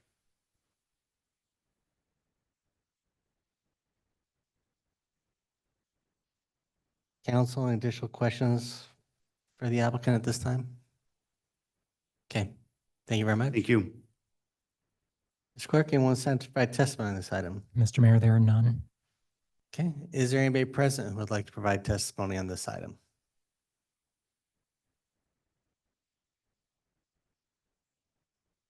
There's nobody online in the providing testimony area. So I guess I'll, Mr. Mayor, Councilman Cavner. I know that we've got Kelly on from ACHD and was curious if, Kelly, you could weigh in what Overland's rated between Eagle and Locust Grove. I believe it's better than D, but I can't recall, and it wasn't notated in any report that we received from ACHD.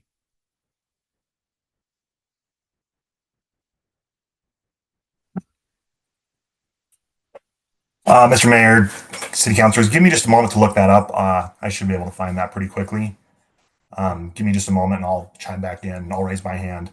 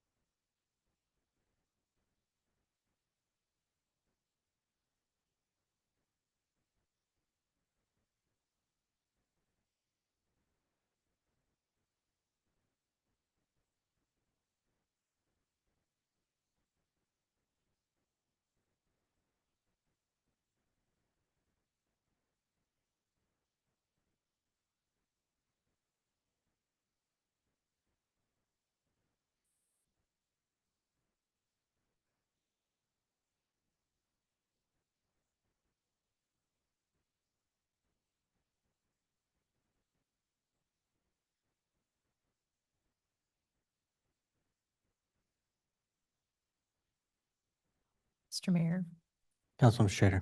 while we're waiting for that, I would just comment, which is like, I actually really love those live work units. Like, I think they're very innovative. So they don't work everywhere.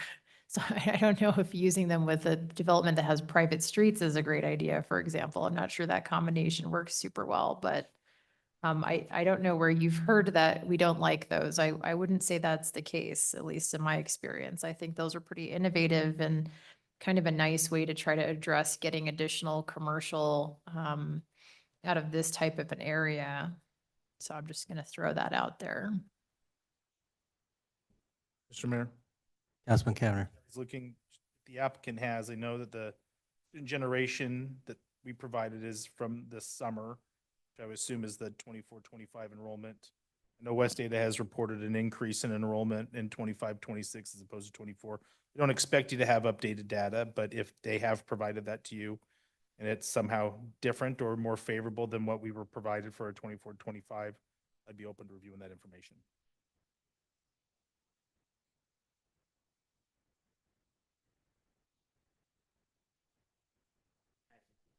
It's in the presentation for the next application. So if we can pull that, if we have a second, I can pull that up. Yeah, that'd be great. Can you pull up the next one? So we just looked it up the other day.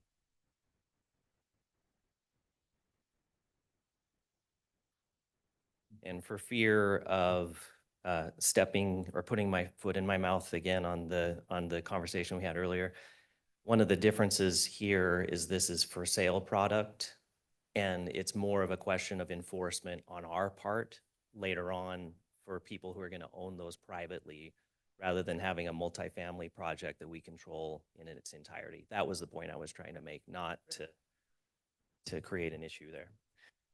So these are the most recent counts that we could find. So 24-25 was 38,618. Today, what we found is 38,220. This is from the city's, or excuse me, from West Ada's website. And then you can see the kind of overall trend on the right over the last several years. So hopefully that answers your question, Councilmember Cavanagh. Thank you. I know the West Data put out a release that indicated a slight increase in enrollment. So it's interesting now that if their website isn't reflective of that, I don't know if maybe IT and comms weren't on the same page, but this is helpful. Yeah, we spent a lot of time thinking about this and trying to track it down, as you know, so.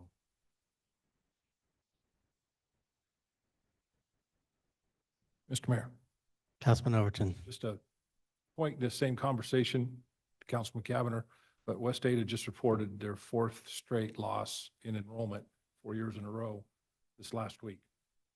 So their numbers have continued to drop over the past 4 years. And this was the bar chart that I mentioned previously, where you can see the difference between first graders and 12th graders. And there's a difference of about 915 right now between first graders and 12th graders. Mr. Mayor, Councilman Cavanagh. you have a crystal ball. I don't know how in tune it is. You don't have the updated slide that shows numbers specifically for Mountain View, do you? I do, well, they don't have anything, as far as I'm aware. Oh, did I do the wrong one? Let's see. I apologize for that. This was focused on the other project.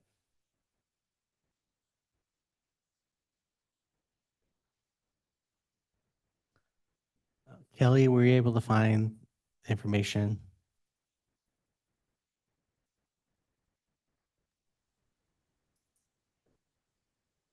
Mayor, councilors, I have the traffic counts. I'm having trouble finding and verifying whether that met level of service thresholds. So it's been, to be quite honest, it's been a little while since I've looked up this information. So I'm trying to kind of refresh my memory on where to get those thresholds. So I apologize for that. Give me just a minute and I can chime in when need be. It's 1,500 trips in the PM peak hour, which should be well within. However, I don't want to give you a should be. So give me just another minute and I'll get back with you. Thank you. Mr. Mayor, Kelly, I don't know that we heard that. Very well. It sounded as it was very light. Could you repeat it clearly into your microphone? Yes, Mr. Mayor, City Councilors, apologies for that.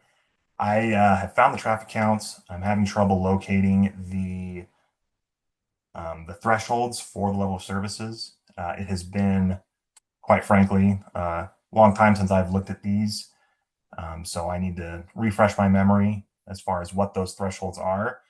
So I will continue searching for those. Sorry to keep you guys on the hook, but give me just another minute and I'll have an answer for you. Thank you. Nick may have the answer. Nick? Mr. Mayor, members of the council, so this isn't for this project because they were proposing private streets. However, I do have a current application that I'm processing that's just down Overland on the other side of Eagle Road. And it is better than E. The PM peak hour traffic count for Overland Road is 1,254. I don't know if that matches up with what you were looking at, Kelly, but that is PM peak hour level of service is better than E for a project that's half a mile down the road. Yeah, Mr. Mayor, City Councilors, Nick is correct there. As far as those traffic counts, that matches what I have.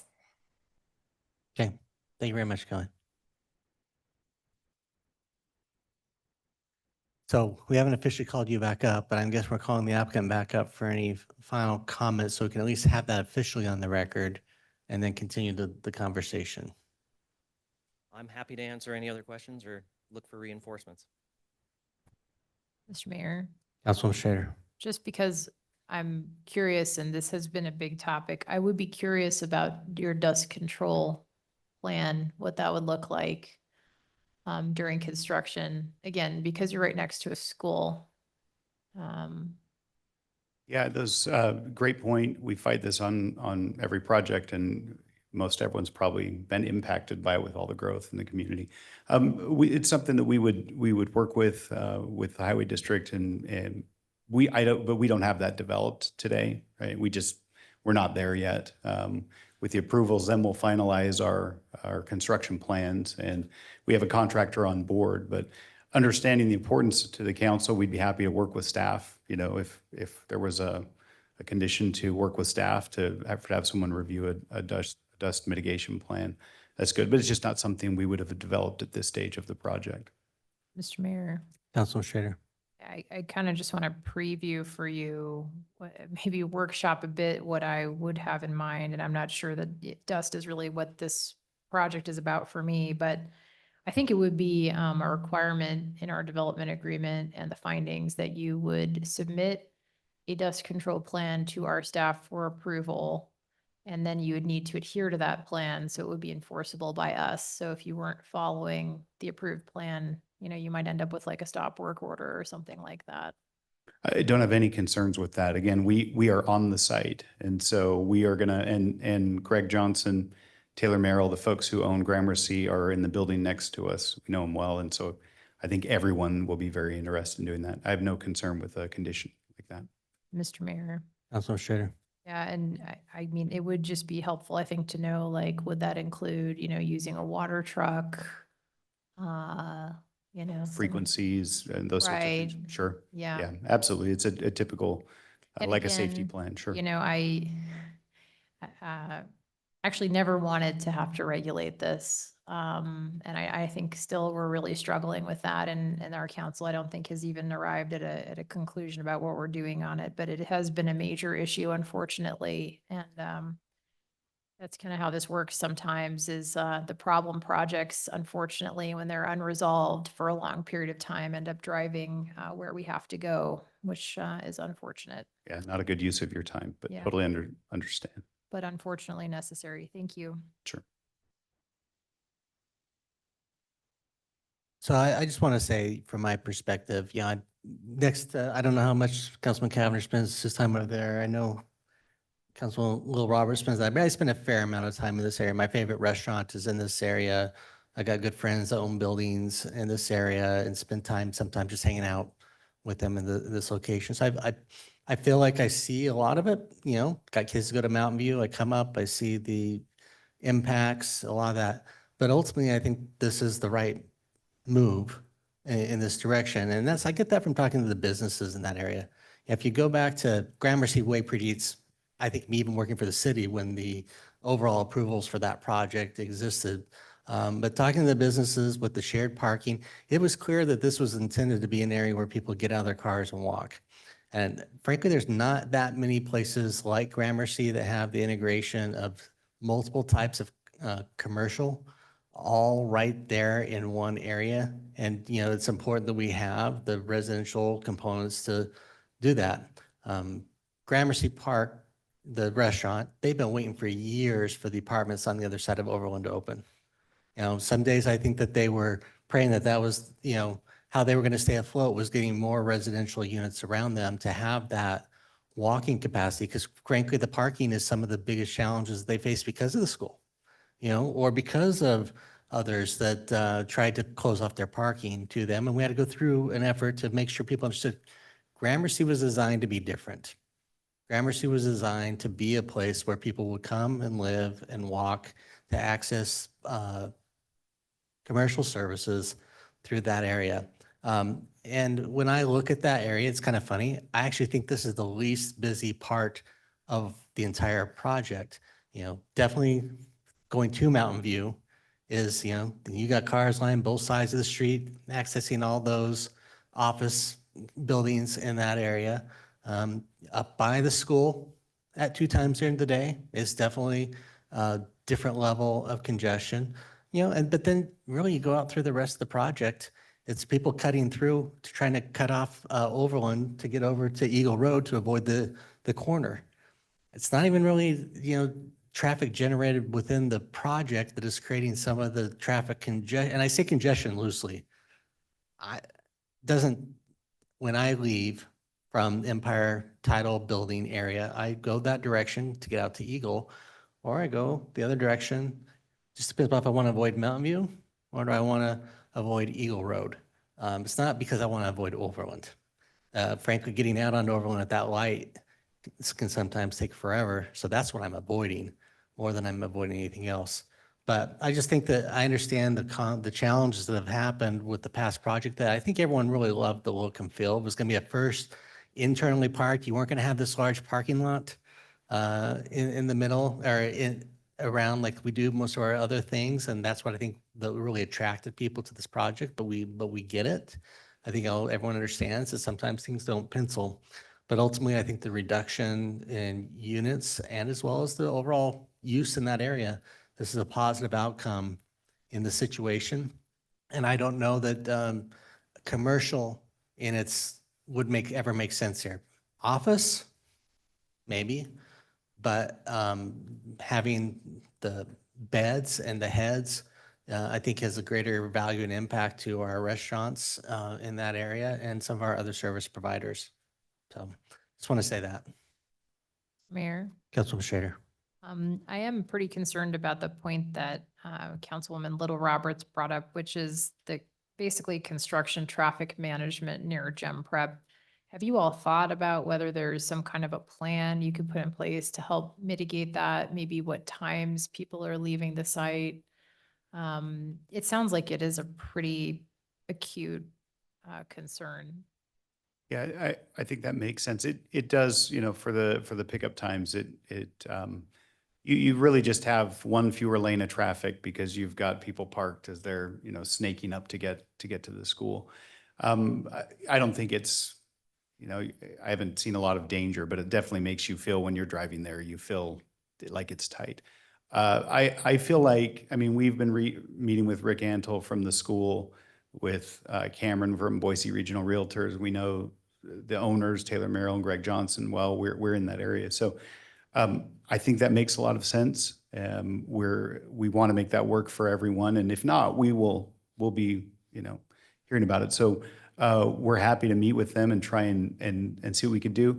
I'm just trying to think of the times of day. Construction usually is kind of a 7 to 3 type thing. And so there may be some congestion, but I think it's a good idea to plan around that to try and avoid, really it's the afternoon that I think is the most significant. Yeah, and I would even argue this coming in, you can come in on that road at any point in time, entering the site. it's exiting the site. And, you know, from a safety perspective, not knowing where the people work or what type of vehicles would come in, do you want them exiting the light or would you want them exiting, going around and going out a place where there's not a light? It's really pushing them maybe north to Gala to leave the site as opposed to going out onto Wells to get, you know, and so there are ways to do that. Yeah. Yeah.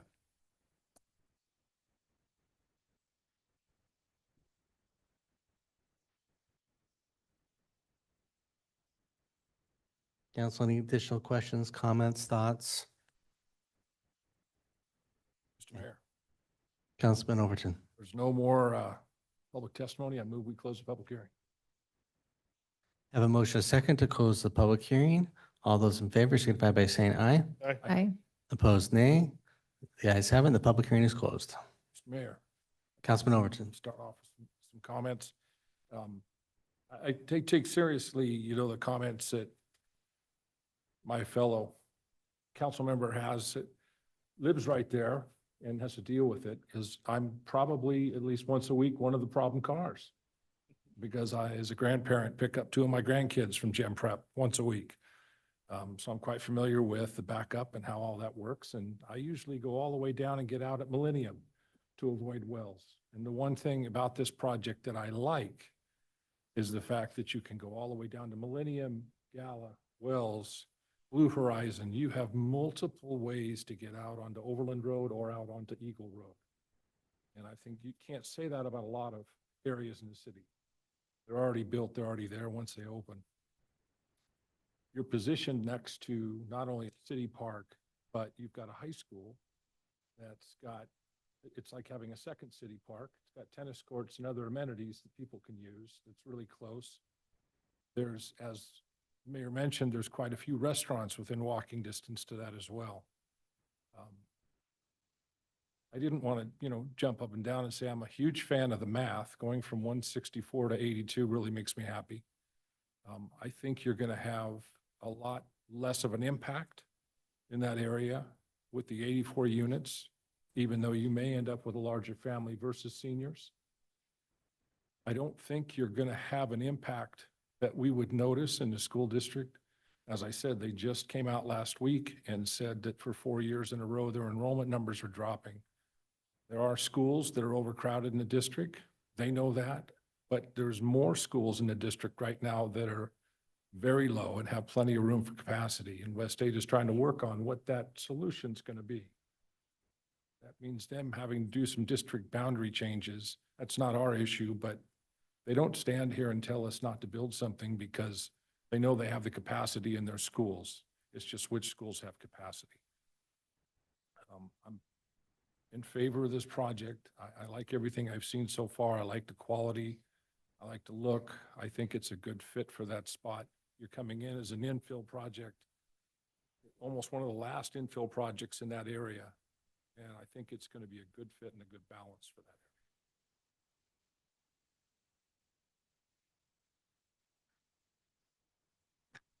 area. Mr. Mayor. Councilman Cavanagh. I appreciate my good colleagues' perspective. I think I just look at this one a little bit differently. And I think for me, it really boils down to two things that we talk about the most up here, right? We rarely ever to talk about fire response times or proximity to parks, our police department, our water, waste, all the things that we're in control of, we do really, really well. The things we often are wrestling with are traffic impacts and school impacts. And my good colleague over here, Mr. Taylor, showed me at least updated numbers for these three schools. Good news is lower student enrollment at the middle school. Bad news is higher student enrollment in high school and elementary. And for me, Mountain View is maybe a sticky wicket for me because it is either number one or number two most overcapacity high school in the state. And if I had a freshman going there this year and I'm seeing what that student is going through and that we're going to generate even more students, even a small amount, I think it's too much in that school.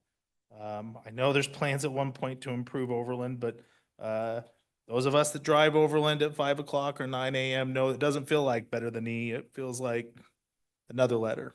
And so I struggle with that. Having more density of a retired resident base, that to me was like the right fit for this. And this just, to me, feels very much like we're trying to fit a square peg in a round hole. And so I can't be supportive of it. Not that I don't think that the project's good and not that I don't think that it will be widely popular. I just don't think it's in the right part of town. Certainly, again, not in a spot that our schools can support or the roads can support.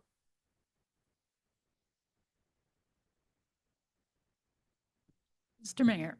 Councilman Lowell Roberts. Mr. Mayor, despite my complaint about traffic, it is very, very limited to 45 minutes prior to school getting out, I would say.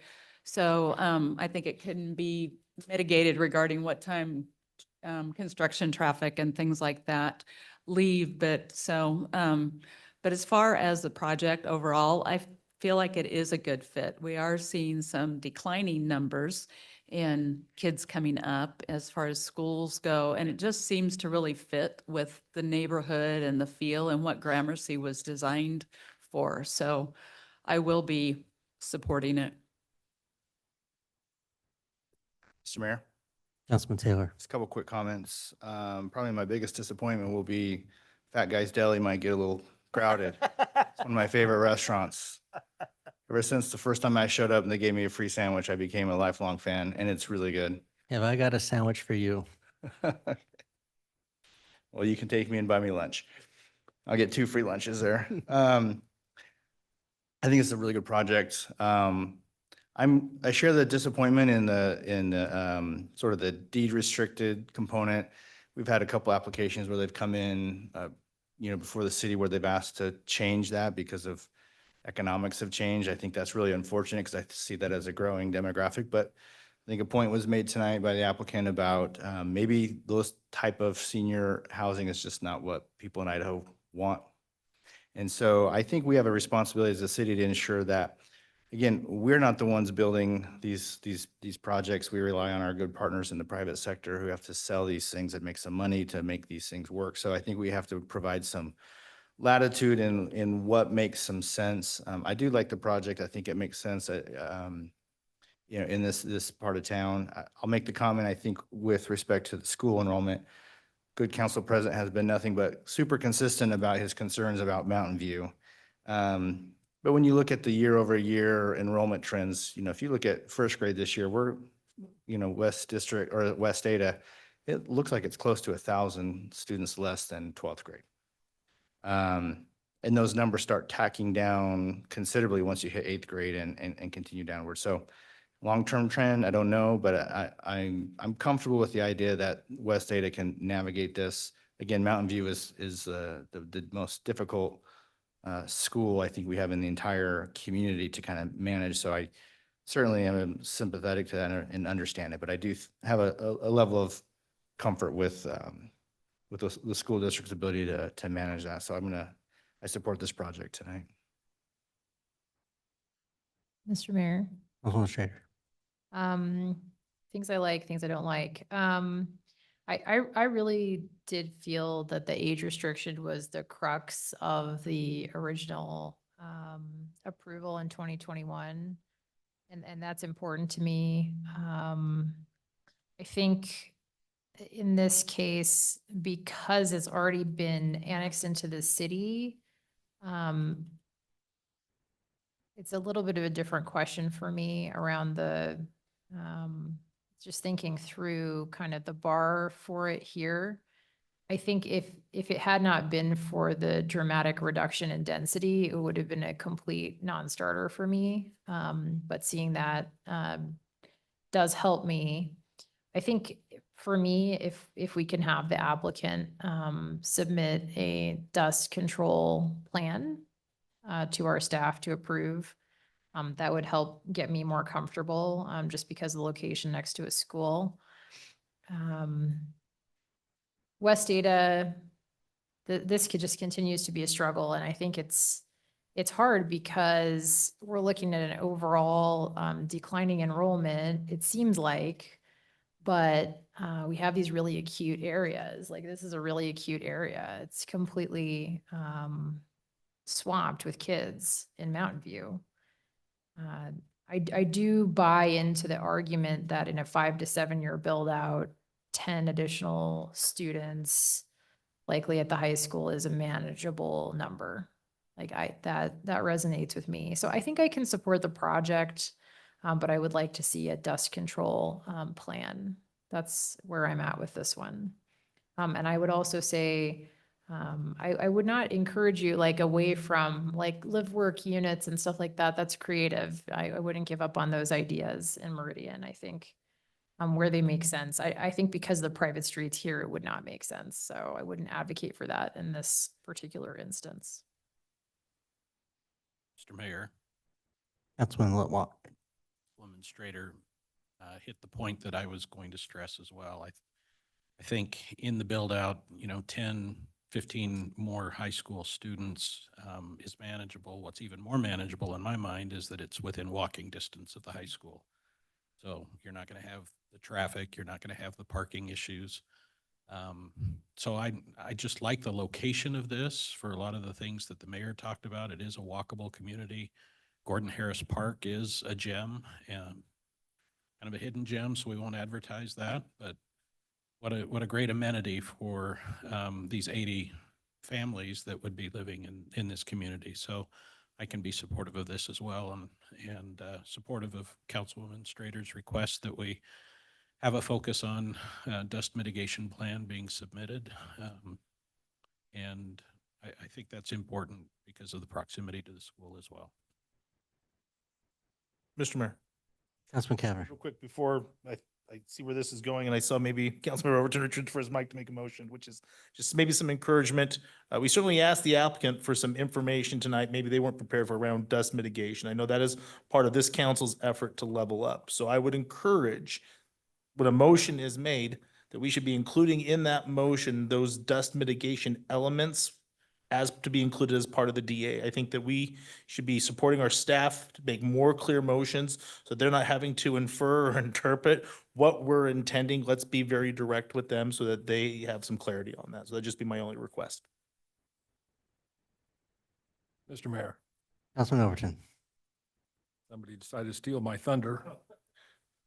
But with that said, after considering all staff, applicant, and public testimony, and the applicant agreeing to work with our city staff and submit a dust mitigation plan on site for the use of water trucks and other devices to help control the dust during construction, I move to approve file number H 2025-0019 as presented in the staff report for the hearing date of August 19th, 2025. Second. Have a motion second to approve item 3. Is there discussion on the motion? If not, clerk call the roll. Thank you, Mr. Mayor. Cavanagh. No. Little Roberts. Aye. Taylor. Aye. Overton. Aye. Strader. Aye. Whitlock. 5 ayes, 1 nay, and the item is agreed to. Best of luck. With that, we'll move on to item 4, which is public hearing for Rockwell Green subdivision, H 2025-0002. We'll open this public hearing with staff comments.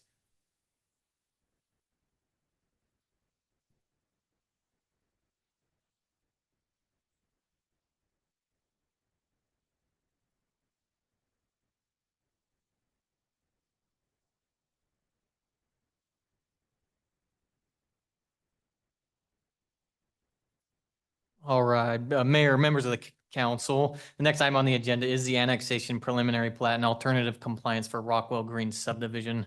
So the applicant requests annexation of 51.15 acres of land with R15 zoning district, a preliminary plat consisting of 412 building lots, 27 common lots, and alternative compliance for the city standards for developments abutting a state highway. And I would like to mention the alternative compliance request with this application was director level, and it was approved with the director level.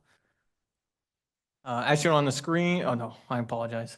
The site consists of 51.15 acres of land generally located at the northwest corner of State Highway 16 and McMillan Road.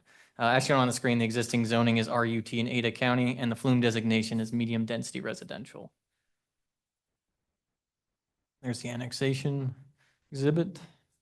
This is an image of the field sub area plan, 4 square mile planning area located in northwest corner of the city's area of impact. This plan promotes a cohesive modern rural character across all new development, emphasizes a high quality design. This is one of the first few projects in that area. And the proposed density for the 51.15 acres of land with the R15 zoning district equates to 8.05 units per acre. This is on the high end of the medium density residential designation, which staff does have concerns with, as there is currently a lack of connectivity to commercial and neighborhood serving uses. There's no regional park in the area, and the nearby schools are over capacity. However, the applicant has exceeded the minimum requirements for open space, providing 17.1% instead of the 15% required, and amenities by providing 26.5 points instead of the 10 required as outlined in the UDC. They have also noted that the new elementary school is under construction in Star, and the boundary lines will be adjusted in the 2026-2027 school year, which is anticipated to relieve some of the existing capacity issues. And West Ada School District did confirm this with their letter to the city as well. Staff has communicated these concerns to the applicant and recommends that City Council carefully evaluate whether this level of density is appropriate given the current landscape of the area. In evaluating comparable developments,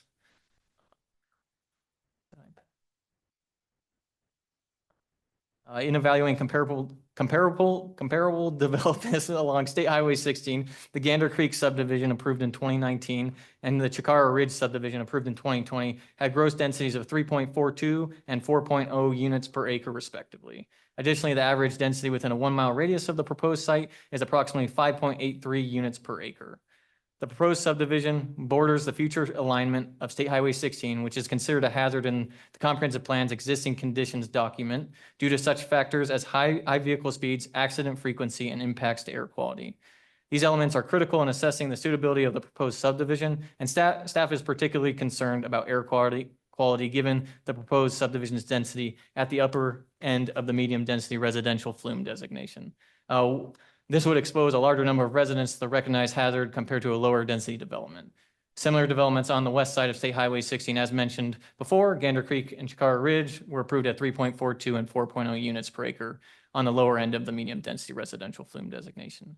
To address these concerns, the applicant has requested alternative compliance to the mitigation standards outlined in the UDC for developments near federal and state highways. This included a sound engineer's report that found the expected outdoor worst case peak hour noise would be 62 to 64 decibels with a berm and wall proposed, which is deemed acceptable.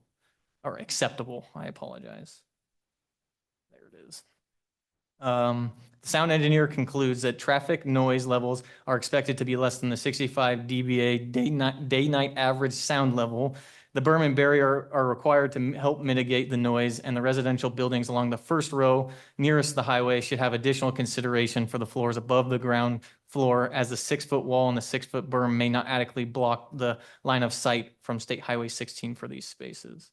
And to show that a little bit better, these units right here are the ones that will be bordering the State Highway 16. They are attached units, so it will be a single family attached unit, so there'll be less separation than single family detached. The applicant's mitigation proposal includes a 6-foot berm topped with a 6-foot wall to mitigate noise alongside the use of enhanced building materials designed to meet stricter sound attenuation standards. The applicant has also exceeded the minimum number of requirements for the open space and amenities as earlier mentioned, and this approach aligns with the alternative compliance granted to the Gander Creek development in 2024, though their current proposal is at a higher density than that prior approval. The director did support the alternative compliance for the sound attenuation as meeting UDC's requirement for a 10-foot wall above the center line of State Highway 16 would necessitate roughly a 30-foot structure because this is the overpass at McMillan.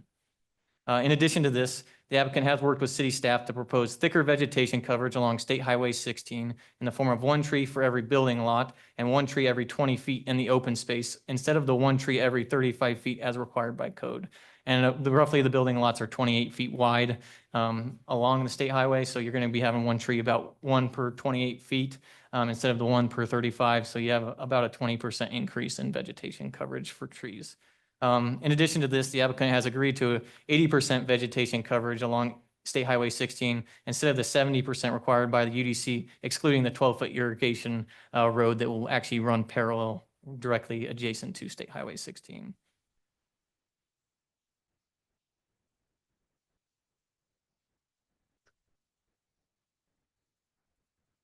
So access is proposed off of North Erstad's Place, which was constructed by ITD and remains under ITD ownership. And this is the only access provided to the development. ACHD has not accepted this right of way from ITD yet, and this will require the applicant to work with the Transportation Authority for approval of work within the right of way with future submittals.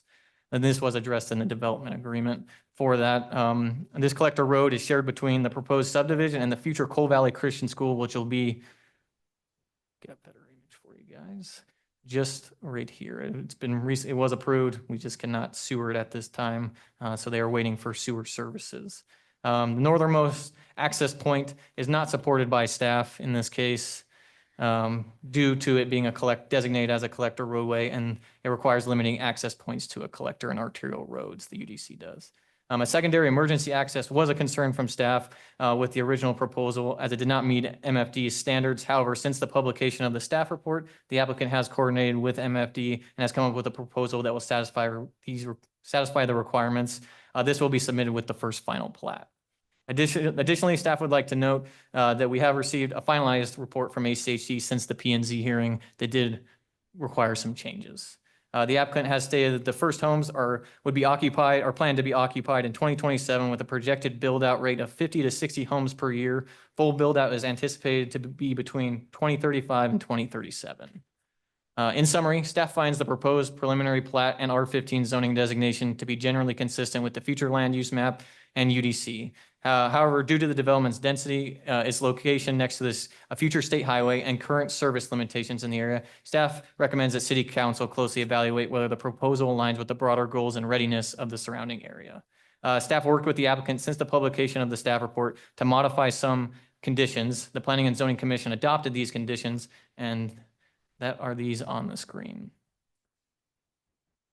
This would have been included in the commission recs to the City Council. So the Planning and Zoning Commission is recommending approval, and we have not received any new written testimony since the Planning and Zoning hearing, and I'll stand for any questions at this time. And two conditions that are still outstanding for council to consider. I did want to touch on this.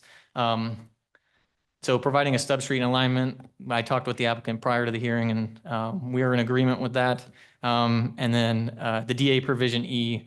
So ACHD actually, with their new publication since the Planning and Zoning hearing for finalizing that staff report, they actually do not want those curb cuts to align. So we are asking you to strike that condition tonight in agreement with ACHD. And I'll stand for questions. Thank you, Nick. Council, any questions for staff? Mr. Mayor, Councilwoman Schrader. we can also ask the ACHD rep, but I believe McMillan is an F, but could you remind me if you have it handy, Nick? Thank you.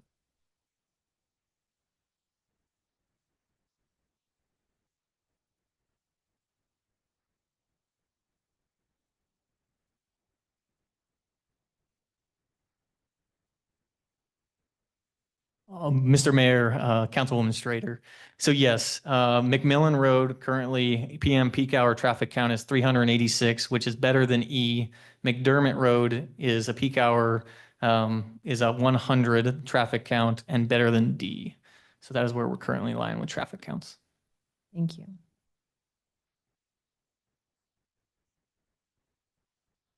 Mr. Mayor. Councilman Cameron. Nick, as always, appreciate you presenting an application. I noticed something new and different in the staff report that I'm curious you can talk to us a little bit about. I can't recall a time when there's been items that have been highlighted in our staff report. Is that something that new that you're introducing? Is there a reason that we're adding that? It helped me to flag, oh boy, these are things that Nick thinks is really important, and maybe I've missed it before, but can you just kind of walk us through why you're doing that? Yeah, Mr. Mayor, Council President Kavanagh, it's a great question. As far as with this, as you guys know, I'm into this role for a year now. As I've developed in this role and I've talked with the team in our staff reports, we're going to try to highlight more important key things that we want you guys to focus on. That while it may meet the UDC, it is important to consider some of these things given the data that we have. So really, with most of my staff reports currently, and I haven't been in front of you guys a whole lot lately. There's a lot more coming. All my staff reports, in the last really 6 months have really included highlighted in bold. I try to include all the issues / concerns that I have or we have as a team, or that may not meet the UDC or the comprehensive plan, what we feel as staff. So you guys can make the best informed decision. So we just wanted to highlight that for you guys. Mr. Mayor, quick follow-up if I can. Councilman Cavanagh. Nick, I think I appreciate that. And it's particularly, I think the first thing that you flagged about concern with the soundproofing, I think use enhanced soundproofing. To me, it seems like the applicant is proposing a solution that addresses that concern.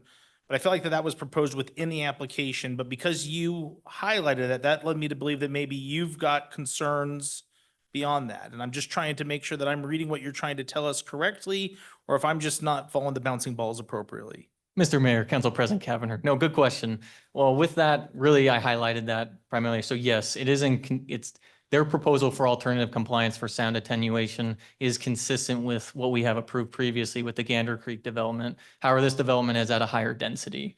And if you guys feel that there's a further action that is needed on sound attenuation, you guys can require that with this application. Obviously, in a perfect world, we would meet what our standards are in the UDC. However, with the McMillan overpass, building a 30, 40-foot structure, engineering that be a significant cost. So that's really why I highlighted that for you guys. And maybe, Mr. Mayor, just one more, then I'll. Councilman Cavanagh. My colleagues. To that point, I guess I've never seen, because a product type is more dense, that it would require more soundproofing, right? If we're soundproofing, we're soundproofing, and I'm struggling to see how density is involved in that. Can you just educate me real quick? Yeah, Mr. Mayor, Council President Cavanagh. So with that, and talking with the Can I team. piggyback on that real quick? Yeah. 'Cause I had a similar, air quality was a similar issue. Yeah. If it's bad for one, why does it matter if there's 100 there?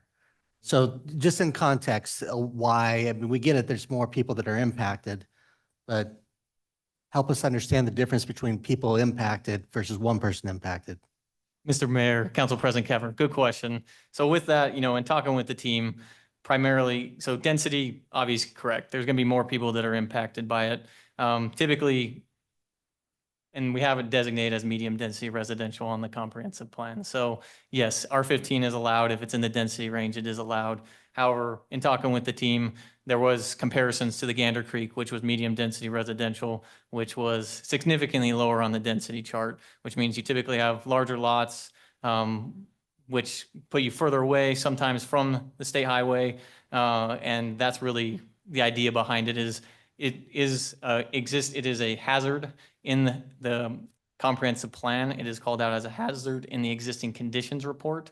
So with that, we felt that it was important to call out the density in comparison to what we have previously approved with the sound attenuating standards. So at this point, we are kind of comparing them, the previous development and what we have approved with the current development, noting that there is a higher density with this development. So if you guys did feel that there was additional provisions that would be required, it's possible that that could be required at this point from you guys, correct? If I can put words in your mouth, just follow up on that. So air quality is the example. It's not that there's more people impacted, it's that the homes are located closer to it because of the standards of the density. Is that what you're really trying to articulate? Or are you trying to say there's more people near it? Because I kind of heard this, the first thing I said, that the standards place something further away, but these standards make it closer. So that's why the concern. Mr. Mayor, so correct. It would be a mixture of both. So yes, there'll be more people living in the subdivision, but also typically in the R15 zone compared to an R4 zone, the lot sizes are significantly smaller, which could also mean deeper or less deep and narrower, which then puts people in closer proximity. All right, that was self-speaking, but Councilwoman Schrader. Mr. Mayor, thank you. That was very helpful because I did not pick up on that distinction. So I appreciate that.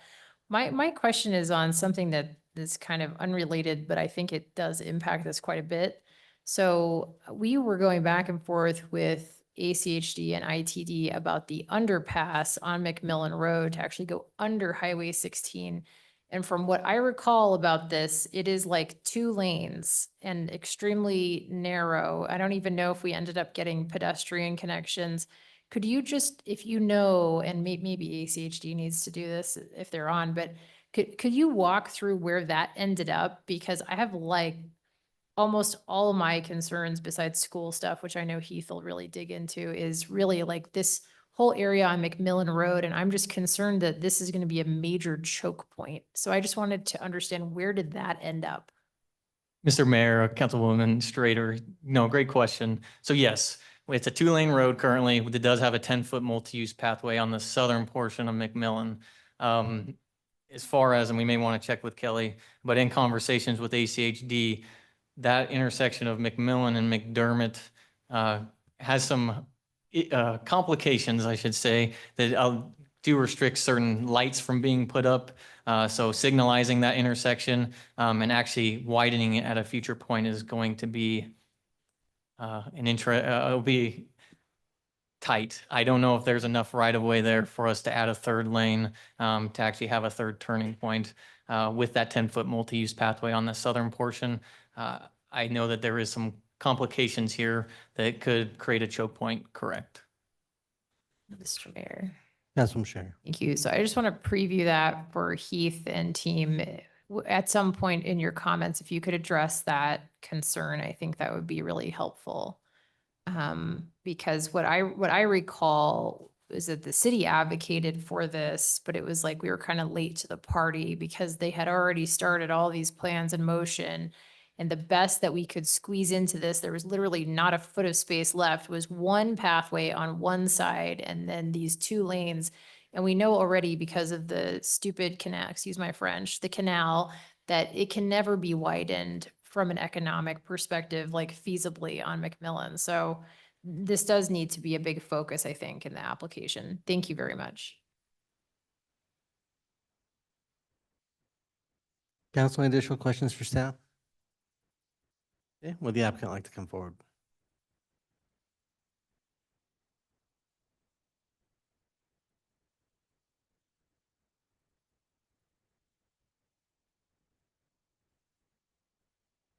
Hey, everybody, Heath Clark, 251 East Front Street in Boise, representing the applicant. So let's dive right in here, and I got too many papers flying around. So you're aware of the location here. We're right on the side of, or the east side or west side of Highway 16, just north of McMillan Road. You can kind of get a feel from this picture that the block to the east of us is largely built out. So this is part of the kind of orderly progression of the development of the city. Within the comprehensive planning, this is an MDR area, but as we look at the fields in general, there's a lot of variety of what's intended to be there. And this is an area that the city is investing in, has signaled to the development community that this is where things are going to go. So we have mixed use areas. We have a school site is our immediate neighbor, and I'll talk about that a little bit more. And then this map is a little bit tough to read, but that green area there to the south, that's Owyhee High School. And that includes a future elementary school site that West Ada already has. And as I mentioned, this is part of the field sub-area plan. So that sub-area plan is adopted in 2021. Everybody here is probably more familiar with that than I am. But it does set the stage for development in this area. And there is residential development that's planned for this site. But I did want to kind of emphasize the city's investment in infrastructure. So you know that the fire station number 8, the new police station are both open down on Owyhee Storm. Just, not quite a stone's throw. I guess if you have a really strong arm, you could get there, but very close to this site. And then in addition, there's new sewer infrastructure that's going in within this area. And I think this is important to talk about real briefly. So, and Nick kind of previewed this. So water and sewer have already been pulled underneath Highway 16 to prepare for the development of this site. This is the end of the sewer shed. The sewer shed ends on our immediate west boundary. That was why Nick mentioned that the school was waiting for the new sewer shed to open up. So we're kind of even though we're kind of at the beginning of the fields, we're at the end of the sewer shed. So it's a kind of a unique position to be in here. That new lift station that the city is investing in is, you can see it down at where you see McMillan on the very west portion at the end of that green line. That's where that new lift station is going in. So in a very real way, the city's public works department is kind of driving, when things will be able to happen here in the fields, because the city is putting in the investment to make that happen. Again, this is kind of at the end of the existing sewer shed and that investment. This is, in our view, kind of the next logical step as a result of all of that. And Councilmember Strader, as I understand it, in talking about that infrastructure, looking at McMillan on this site, it's our understanding that there is space reserved for 4 lanes, and you may be able to squeeze in the 5. But that is our understanding, and and I'm having our group check on that to confirm. But that's our understanding of that. Another element of the field sub-area plan is that it's a little unique in the look. It's asking for this kind of high quality rural thematic, and we redid our landscape plan to try to make sure that we matched with all of that. So this is the site plan you've seen, 51 acres, all R15 zoning. We do exceed the open space requirements at 17%. Pedestrian connectivity is provided throughout the project. You can see the kind of local sidewalks in red and then the regional pathways in blue. It's about a half mile of region, just shy of a half mile of regional pathways. Amenities, as with this applicant, way above the actual numbers in general. So 10 points required, we're at 26.5 with a community pool. Changing rooms, the fenced play structures, pickleball, dog park, the kind of things that you would expect to see from this group. 3 types of homes. We have detached single level. We have the 2-story. And then we also have the attached, which, as Nick mentioned, is going to be largely along the Highway 16 side of things. And I'll talk about that here a little bit more when we talk about sound mitigation. Okay, so I know that elementary or that schools are going to be a major question for everyone. So I wanted to make sure that we focused on that and really focus on, I think, on elementary schools, because that's been the question in this part of the city. So as always, West Ada provides the data, then they tell us what they're going to do with that, with those 4 options that you guys have heard me say ad nauseum over and over again every time I come here. So that process of looking at boundaries, of looking at busing and looking at portables, and then looking at when you're going to build is very much well underway for this part of the city. So Hunter Elementary School currently has capacity that is going to absorb some of the pressure on Pleasant View. That's already been announced by West Ada. West Ada also announced that there will be follow-up meetings this fall with regard to boundaries. So that planning is all happening. In the meantime, they're actually got the shovels out, and there was a groundbreaking on the new elementary school in Star just a couple days ago. This is a picture from the news reporting from that. That will be opened, as I understand it, next year, July of 2026, which means that it will be available prior to the arrival of any students at this site.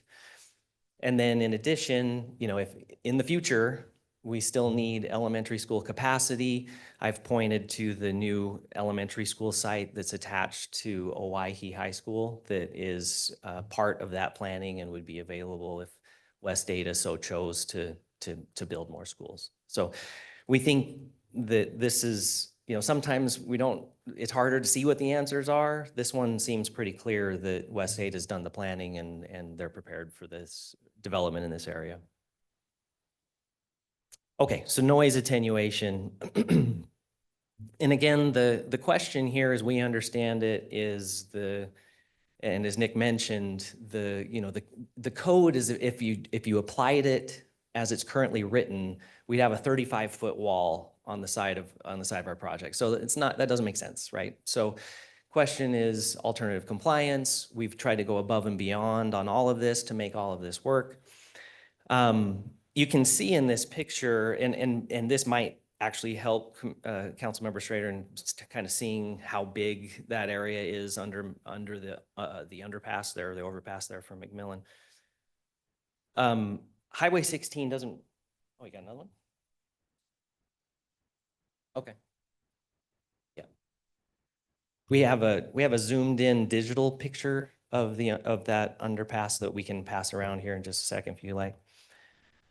Okay, so that right of way extending away from Highway 16 is pretty wide, as you can kind of get a feel from that picture. But starting at the Highway 16 right of way, we have the required Meridian city buffer that goes 35 feet over to the rear property lines. Now, we have provided for a 6-foot fence that sits 6 feet above the ground level of the new pads. So you get 6 feet of buffer, or excuse me, a berm, and you get 6 feet of fence to help with the sound attenuation. That fence alone attenuates the sound down to actually 62 to 65 decibels, which takes you kind of below that threshold, and that's like normal conversation is 65 decibels. That decibel reading is actually before installation of the additional landscaping. And as Nick mentioned, we agreed to do the additional landscaping both with the additional trees. So we have at least one tree with each lot. So that is, I think it was 20% more than the current standard. In addition, in the areas that are not on the lots, it's 1 per 20 feet. So that's even more. And when we went from 70% vegetation cover to 80% vegetation cover. And it includes that unmown fescue. I always have a hard time saying fescue for some reason, but fescue grass that is called for as part of the field sub-area plan. So, oh, excuse me. With that, I would just mention that we are in agreement with the revised conditions presented by staff. We agree with the note that Nick had about modifying the condition, I think it was F, do I have that right?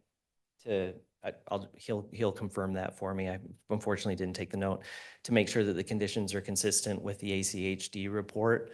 That's the condition that deals with the alignment of the intersection at AirSats, was it F?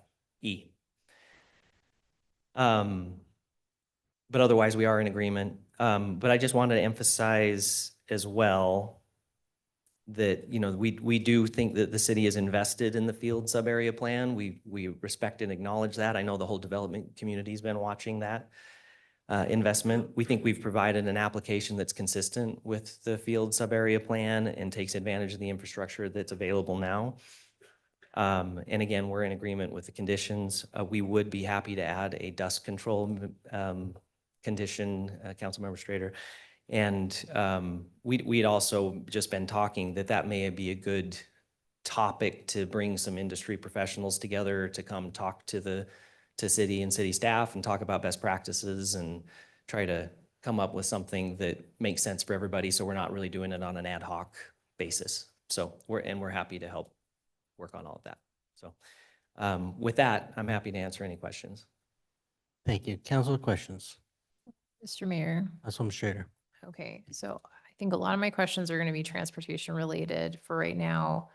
So the underpass is something that we need to revisit. I am just expressing what I remember that came before us, and that was a 2-lane road with only enough space for a 10-foot multi-use pathway on the south side.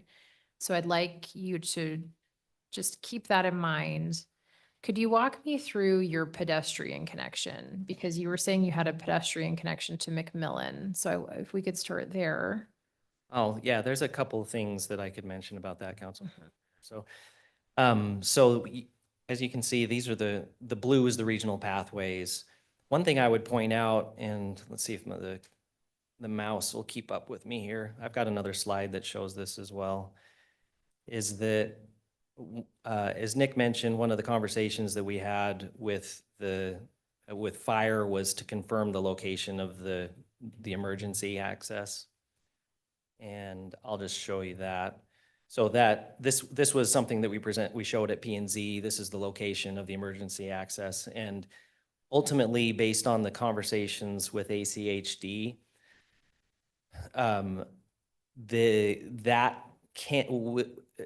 the revised conditions of approval call for that to be a temporary full access in the event that these other roadways are not completed. So that there is additional access there beyond the regional pathway on the west side going south, if that answers your question.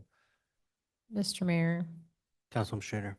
maybe actually let's just take a big step back, like from a really high level perspective. How would someone living in this development get onto the new Highway 16? Good question. So oops, I lost it. We framed it a little bit differently and framed it, how do you get to Costco? But, Okay. so Right I there. can show you a couple of these different scenarios. Yeah, you got it.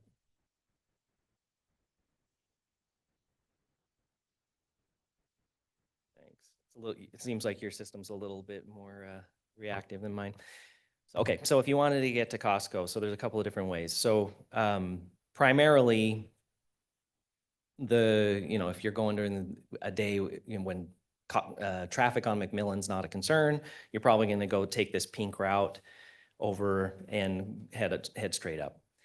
The area is actually pretty porous in the sense that the roadway network to the east of us is largely built. So another alternative is you got a mid-mile collector at Rustic Oak that can get you up to Shinden and over.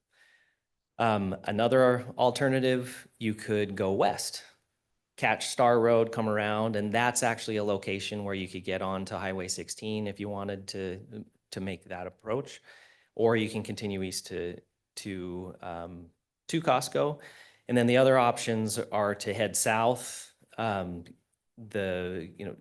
probably head over onto McDermott, onto Owyhee Storm, and then loop around, or take a ride onto McDermott and come back up.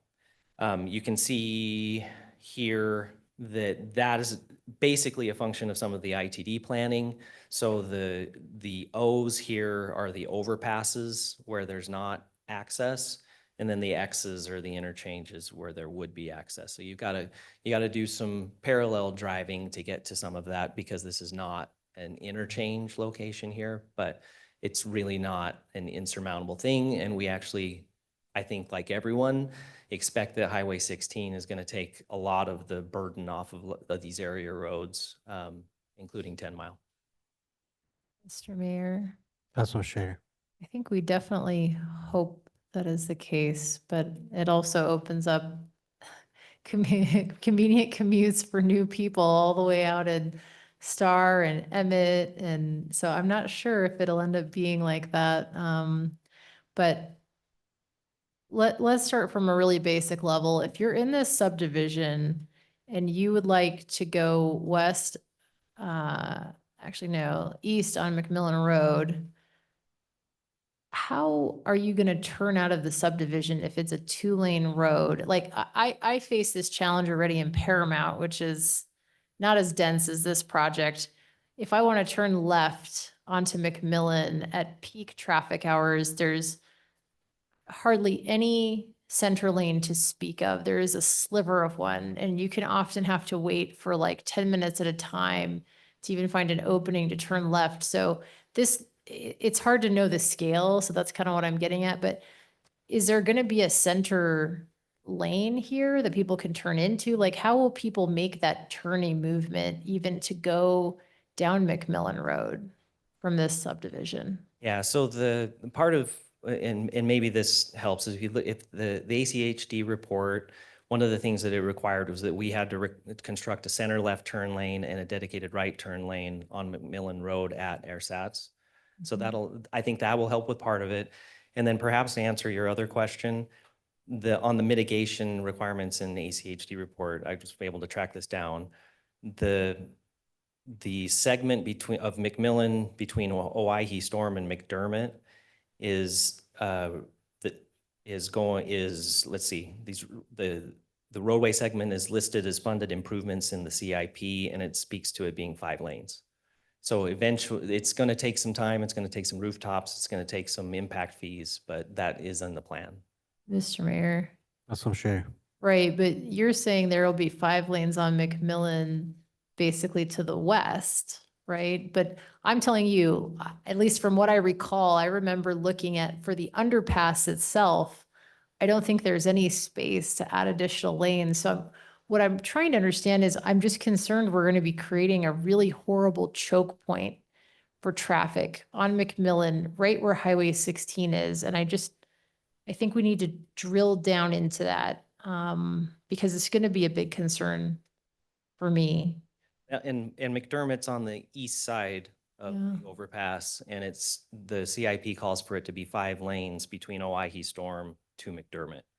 So that would suggest to me that that's not going to create the choke point that you're talking about, but Mr. Mayor. Councilman Strader. I mean, at least I recall clear as day having renderings shown to us in a city council meeting about what the underpass would look like. And it could be that there's an old plan that calls for 5 lanes, but my understanding is that it's an impossibility, that it is like not physically possible. So we do need to get clear on that. Maybe there's a, I think you are correct, but it was also understood that there's no turning movements under that span. So that's why it would only be 4 lanes under the span, because you're really not queuing for any turning movements Mhm. underneath that, and there's no access points to it. But I don't recall what they ended up. I'm with you. I feel like I know it's designed for 4, 2 lanes in each direction. really? Okay, maybe. Yeah, but It could be my faulty memory. It's just, no center turn lane. okay.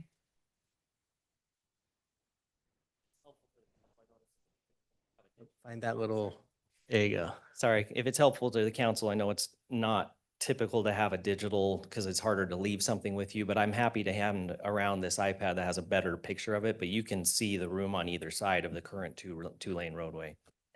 Mr. Mayor, Councilman Caver. Keith, can you send it to the clerk and then Yeah, you we can add can it do to the that. packet? We can all take a look at it up here. Yeah, I agree with that. Thanks, appreciate it.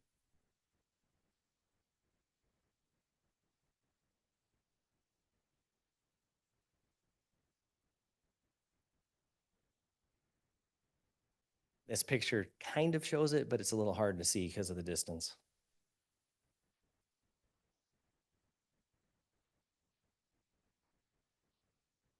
Maybe we'll get that emailed and then maybe that's something we can pick up again at rebuttal. I don't want to make everybody wait.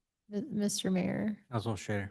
maybe we still have our partners at ACHD on. I know part of it's ACHD, part of it's ITD, but if they have something to add to this about what the underpass at McMillan Road and Highway 16 is expected to look like, that would just be extremely helpful for me.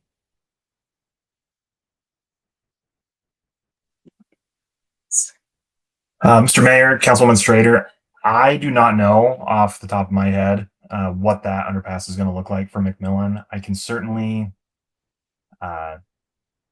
reach out, see what the plan is for that. I haven't been in any of those conversations. I'm happy to do that. I don't know if I could get something tonight, though, unfortunately. I can maybe shoot out a text and see, but I cannot make any guarantees on that. Mr. Mayor, Councilman Strader. if you could at least make the information request, I would really appreciate it. I don't know what'll happen tonight.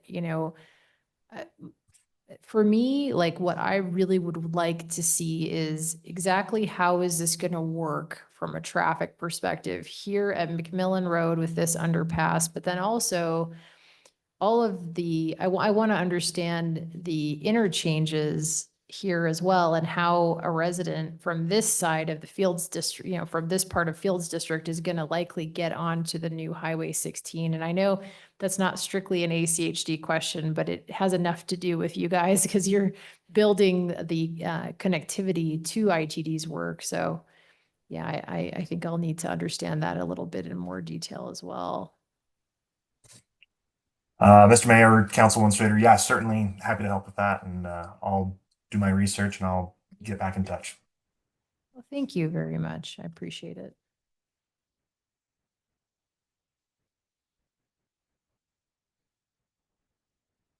Council, other questions for the applicant?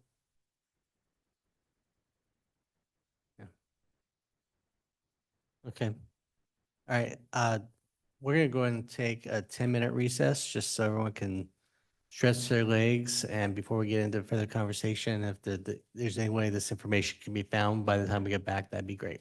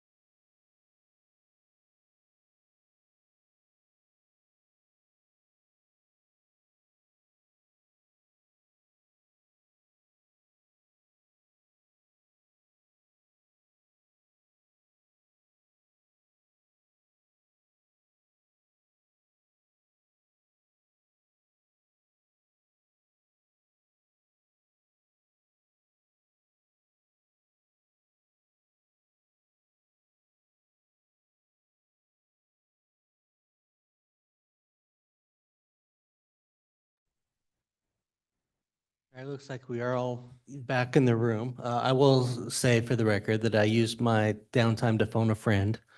Mr. Hood confirmed that the span is 83 feet underneath, which does allow for up to 2 travel lanes in each direction, but does not allow for our full design, which is 10 feet sidewalks on both sides. There would have to be some constraints likely, but it's originally only going to be built out to 2 lanes initially, but can accommodate up to 4 long-term. Mr. Mayor, this is Keith Clark again for the record. I don't think I did a very good job of explaining the Highway 16 access before. So maybe if I slow down and kind of walk through that a little bit, I think it might help. So, and Councilmember Schrader, maybe to answer your question directly about what do you do when it's busy on McMillan? Like, how do you get out? So if it's not busy, you know, the world's your oyster, right? But if it is busy, you're probably going to be taking a right turn. Okay, so if you take a right turn, you're gonna have multiple options. You're gonna go over to Owyhee Storm would be one option. There is a light at Owyhee Storm that allows you to turn left, then make another, and there is another light down at Ustick on Owyhee Storm, and then you have the ability to access Highway 16 pretty easily right there. Another option, rather than turning left at Owyhee Storm, you know, say you wanna just whatever direction you're going on Highway 16. And let's be clear, Highway 16 is a little bit of a different model than what we are kind of used to when it comes to the interstates and these. This is going to be a hop on, hop off kind of transportation model, and it's going to make life way nicer in this area. You're going to be able to get down in 3 or 4 minutes down to the freeway and then head out to the airport. So we're really excited about the proximity to Highway 16. When we hear hazardous area, that's not what we see. We see a real benefit. So coming back to that question of what are our options. So you could go south on Owyhee Storm.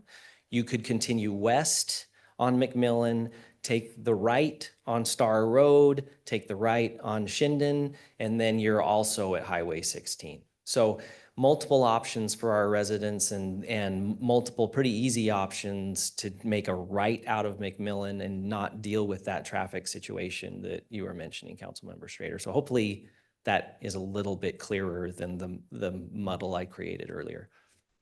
Mr. Mayor. That's one Schrader. Yeah, I think we're getting closer, but actually had one of my colleagues point something out to me, which is, I guess maybe what I'm not understanding is, so at the intersection of McDermott and McMillan, like not the part where, I mean, the part, I guess, to the east of Highway 16, like how's that going to work? Is that going to be a 4-way stop? Or is it going to be signalized? Like how, if you're, you know, trying to make a turning movement, because you're right, the underpass is a straight shot, but then if you're trying to make it like a left turning movement, how's that going to work? So, Councilmember Schrader, so McDermott, that will be signalized. You're not really going to be going north on McDermott unless you're local traffic, because McDermott is going to terminate at a cul-de-sac. And I think it may already. That's right. If you're going right, then you can head down, and then that's kind of what that area that has that boot, the intersection there for U-Stick has been oriented to pull away to allow for enough room to make that interchange fit. So that's why we've got that design. There's where you kind of swoop around and out to, but that is another option. So the northbound, I guess to answer your question, the northbound McDermott option is probably just a local traffic option. It's not, you're not really going to be turning left there eastbound off of McMillan.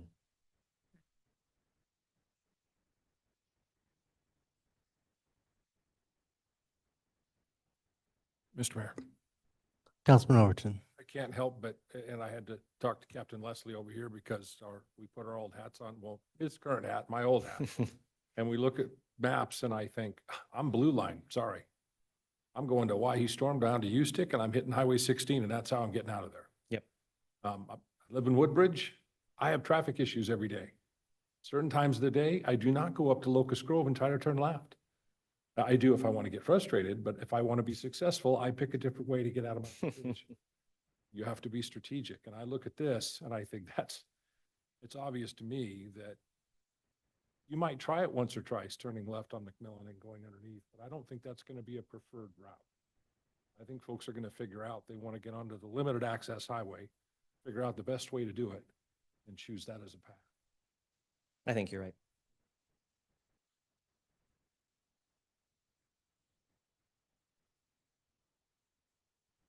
Mr. Mayor.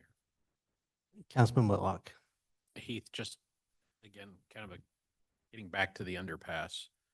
So to turn right into Rockwell, you're being required to put a right turn access and a center lane on McMillan, or can you just review that for me again? And I'm just wondering, from Highway 16, at what point can you begin a right turn access if that's being required? So, so from Highway 16, so the Councilmember Whitlock, so there's not it's just an overpass at McMillan at Highway 16. So you would be approaching probably, from the east on McMillan itself rather. So is that what you're referring to, is the intersection? Correct. And maybe just to clarify, once you get through those two lanes on the underpass, how far before, I mean, do you have enough space to even put a turn lane in to go north into your property? Councilmember Whitlock, we do. So this picture here might help. So there is quite a bit of room, and that is the mitigation that was required, was to do the center turn lane and the dedicated right turn lane at AirSats. So yeah, we do believe that it can accommodate all of the mitigation that ACHD required after they reviewed our traffic impact study.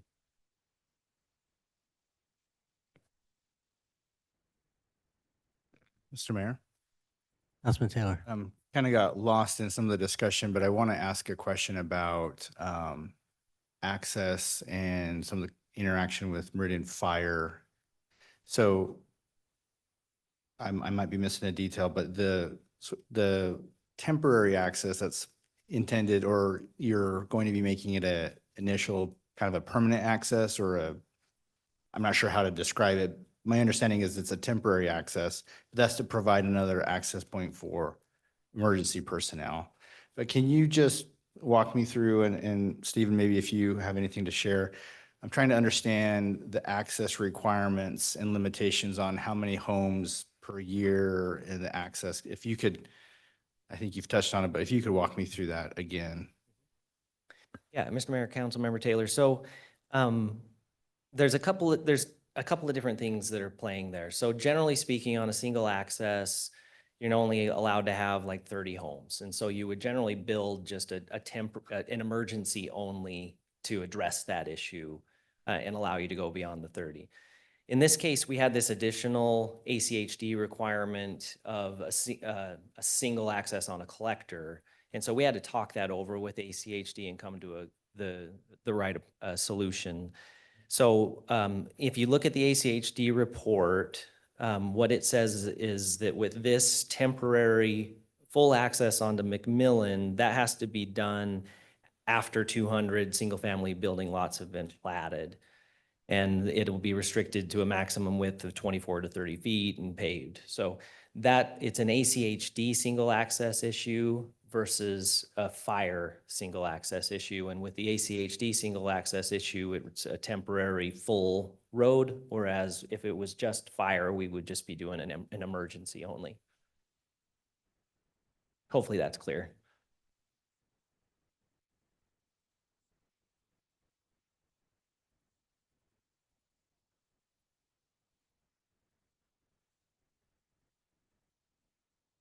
Mr. Mayor, Councilwoman Schrader. do you guys have like a rendering or something of kind of what ACHD is proposing in terms of, I guess what this will look like at kind of the intersection of McDermott and McMillan then? Because I mean, we have some developments that are built out there already. It doesn't look to me like you could fit a roundabout there. Is it going to be a signalized intersection? And exactly when is that going to be built? The intersection at McDermott and And McMillan? is that what you're Yeah. asking? So I don't believe that it is planned for a roundabout because there's not, Enough as I space. think you're correct, that there's not enough room there and it doesn't make sense that there would be one. I guess what I would say, I guess I'm not completely sure how to answer your question or what it is that would provide that answer. I can tell you that, what's in the CIP, and I can also tell you what's in the traffic impact study. Obviously, we spend tens of thousands of dollars on those traffic impact studies so that ACHD can tell us whether the roads are going to function or not. This one was about a $50,000 traffic impact study. And so it's our understanding that that intersection is on the CIP. The exact layout, I don't have that in the packet and I don't know exactly what that would look like. But based on their review of our TIS, they did not see that as being a problem and didn't condition it that way. Kelly, do you have anything that you can add?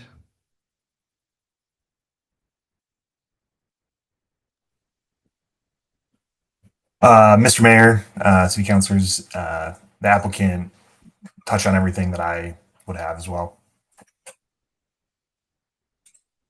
I might note, Councilmember Strader, that as part of the recommendations in the ACHD report, they didn't recommend signalization of McDermott and McMillan at this point anyway, because they wanted to see how, when State Highway 16 comes in, how that affects the traffic patterns.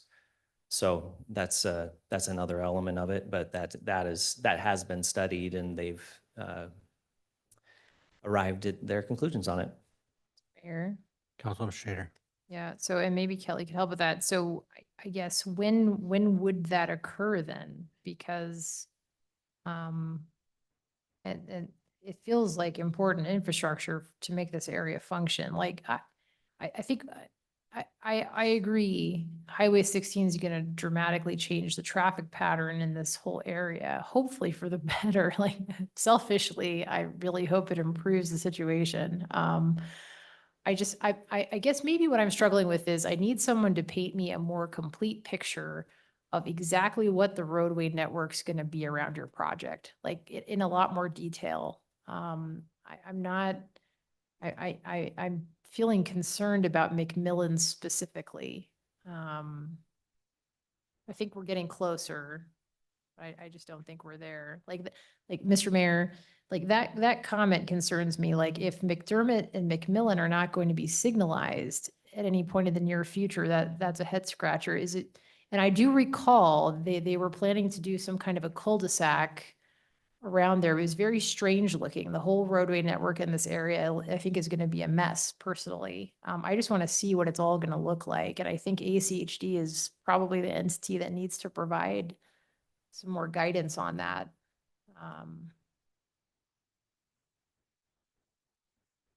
Mr. Mayor, and just to explain further my concern, you have a pretty dense project.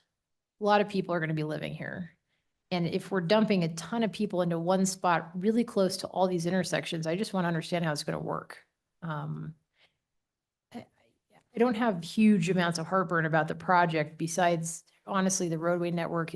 You've done a decent job convincing me that there is a solution somewhere on the school front, but on this, I'm still struggling. Trying to think of what else that I can give you, given the studies, but we'd already mentioned that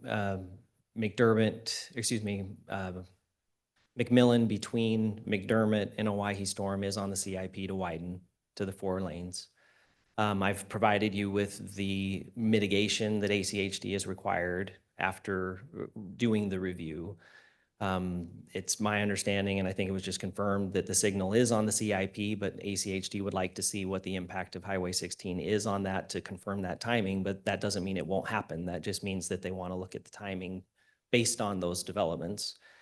And then I think I've also shown what the alternatives are if there's a busy morning on McMillan, that folks are going to go right and the world's their oyster. So I'm not sure what else I can give you in terms of additional information.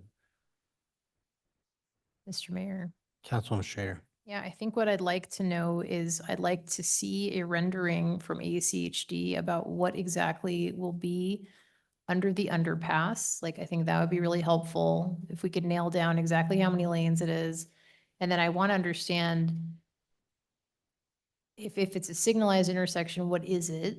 If it's at McDermott and McMillan, when is it in the CIP for, right? Like, what's the timing? I mean, I think those are some of the questions I'd have. And then I think it would be helpful to understand the proximity of the entrance to your subdivision from the underpass. How many feet is that? Because if the traffic gets really backed up, right, I want to make sure people can get out. And I think that even the answering the question, because if you're gonna have a light there, you're gonna create a natural traffic break. You know, that's that's an opportunity to get out and turn left. But if you're not, then what does that mean? And, you know, the reality is, I don't know that, you know, I'm not a traffic engineer here, but I don't think McDermott's ever gonna warrant a light at that location, because you don't have enough people probably heading south as a thoroughfare. Now, I could be wrong, but just the way that road network is, if I go by what they tell us for other places where we think we need lights and they say it doesn't warrant it, then I think that's just a question. Because if you're just all one-way traffic predominantly, that definitely impacts your turning movements. But I'm scouring their 5-year work plan. I'm trying to find anything about that project. I can't find it yet. So. Well, I think the mayor, I think you already confirmed that it's a 4-lane configuration underneath the overpass. Can have 4 lanes. Can have, sorry. And then the other point about the distance, it's over 600 feet. So there should be enough distance, 2 football fields to be able to accommodate that any backing. Mr. Mayor, Councilman Taylor. a couple of things. I would like you to show me looked like you had a slide on phases, but while you're scrolling to that and can walk me through the timing of the phases and your development. I don't want to hold you accountable for other entities' poor transportation planning. But it is interesting. I did not realize it, as it looks like McDermott Road does not go through north, which I think actually is a significant consideration with what that traffic will look like. It will just be very localized traffic. It seems like they're trying to push people onto Highway 16 as opposed to taking some of those arterials. So I don't really see that as much of a concern now that I have that understanding with that intersection. I somewhat shared the same concern with Councilwoman Schrader about where the access point is, but if the main access point is 600 feet, that would seem like that would not be as much of an issue. So I think my concerns there are for the most part okay. But if you could walk me through this, just not the phases, but also sort of the approximate timelines of when each phase will happen. It sounds like we've got a pretty long horizon here we're looking at, but if you could walk me through that, I'd appreciate it. Yeah, Mr. Mayor, Councilmember Taylor. So as I always say, when we talk about phasing plans, it's all market dependent and crystal ball work. But, given your typical size of a phase, given the typical timing it takes to get a final plat application in, to get your infrastructure in and do the bonding and do all of that, we would anticipate that these 8 phases, which will start at that kind of main entrance on Ersatz in the blue with phase 1, work your way down to phase 2 against McMillan, and then kind of flow back north at that point. But somewhere in the range of 10 years. So I think Nick's comment about 2035 to 2037, depending on, starts and how things go is about right. Mr. Mayor. Councilwoman Schrader. So this is helpful. So if I'm looking at this picture, so are you saying it's 600 feet to the phase 1 entrance or 600 feet to the phase 5, I guess, dark purple entrance? Councilmember Schrader, keep in mind that this is on its side. So Oh, yeah. McMillan is on the right side, so it's Okay. to the entrance. Ah, I forgot. Okay, so you're saying it's 600 feet from the underpass to Ersatz, which is this little road here, kind of on the bottom right-hand side of your picture. Correct. Okay. Hmm. Mr. Mayor, Let's went over to. just a update as I'm going through line by line, the updated ACHD staff report that was submitted with this on August 13th on page 11, bottom of page 11, the top of page 12. They address it several times, but they finally address that McDermott and McMillan Road, a traffic signal will be warranted at this intersection based on the 4-hour and peak hour vehicle volumes in 2030. So they are not going to warrant it for a signal until that time. Previously to that, and this is the one just a few days ago, they talk about how they are looking at adding lanes, but even ACHD appears to still be in the mode of, we're not exactly sure how it's going to look yet. So I think having the applicant get ACHD to commit, this is only a few days old and it doesn't look like ACHD has exactly decided how that's going to look.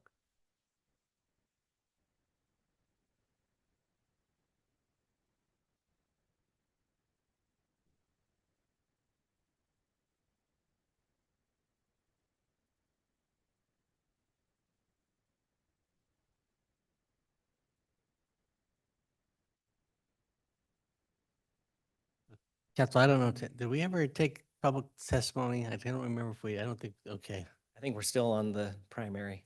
And, you know, I don't want to sway, but we have 2 other members of the team and 1 member of the public and only city staff online. But,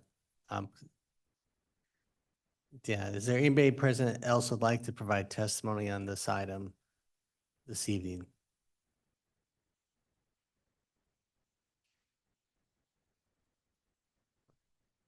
And I couldn't even see her because Heath was blocking my view. So, no, you're good. No, you're good. So with that, we'll just pretend like we're in final comments. If you have any additional final comments, or we'll continue with the Q&A as part of that. I'm happy to continue the Q&A. Otherwise, I would just ask for approval and just keep in mind that condition E that needs to be modified to match the ACHD staff report.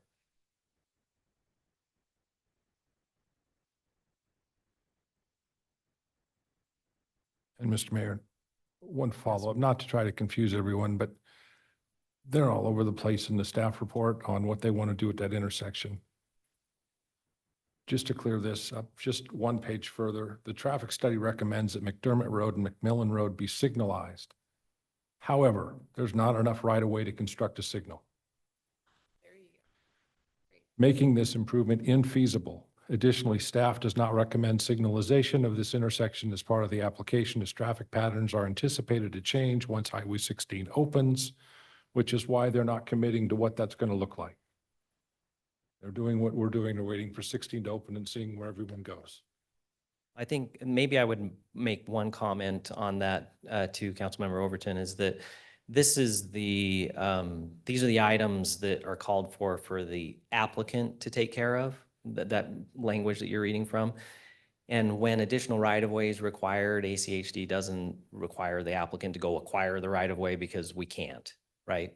That's the issue. So that, I believe, is what they're speaking to in terms of, there is additional right-of-way that's required. They're going to have to do what they do with any other public project where they may have to go condemn additional right-of-way or do what needs to be done to acquire additional right-of-way. That doesn't mean it's not going to happen or hasn't been planned.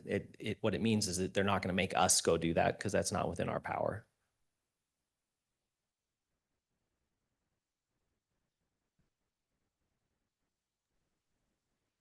Mr. Mayor, City Councilors, I just want to confirm that's correct. So what's essentially being stated there is, based on the traffic impact study, mitigation would be required, or mitigation is warranted at that intersection. However, due to a couple of factors, including right-of-way and an uncertainty of what that intersection will look like, the signalization of that intersection is not being required from the developer as part of this application. Hopefully that sort of clears things up.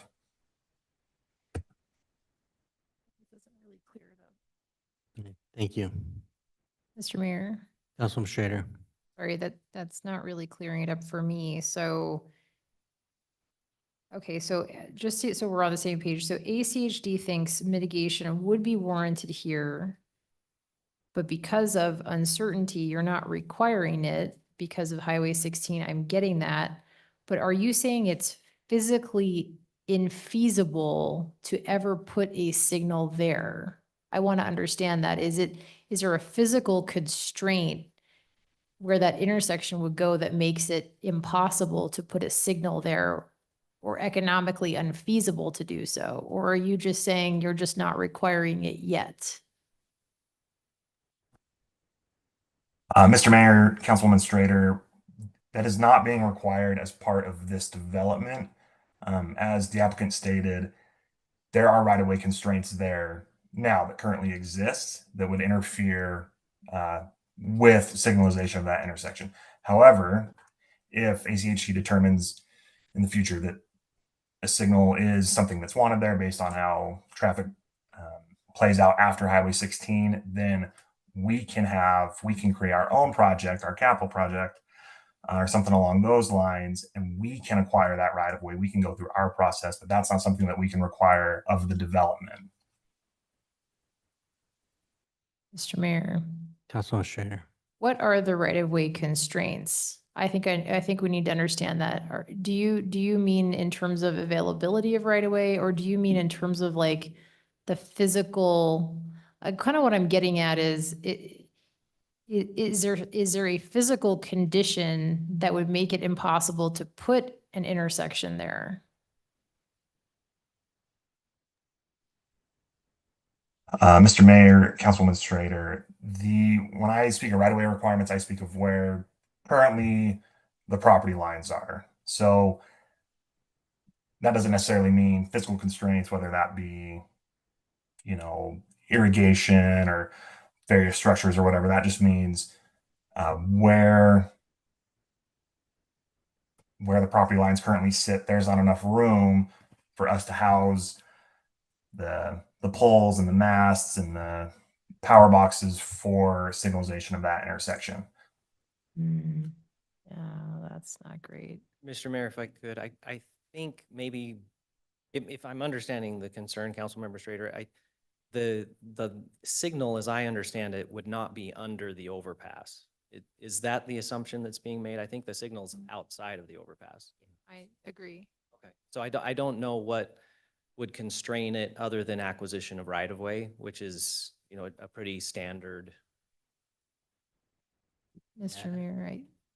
Just, I mean, again, Google mapping, that they already have the bridge deck. It looks like the bridge deck is 100 feet from the intersection.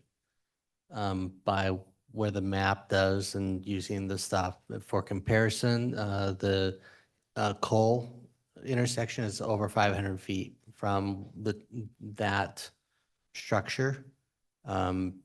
There's also nothing that appears. It just it's landscaping for two subdivisions on the west or east side of that intersection. So I don't see anything on top of the ground that would seem to prohibit more right away. Below the ground, though, I don't know.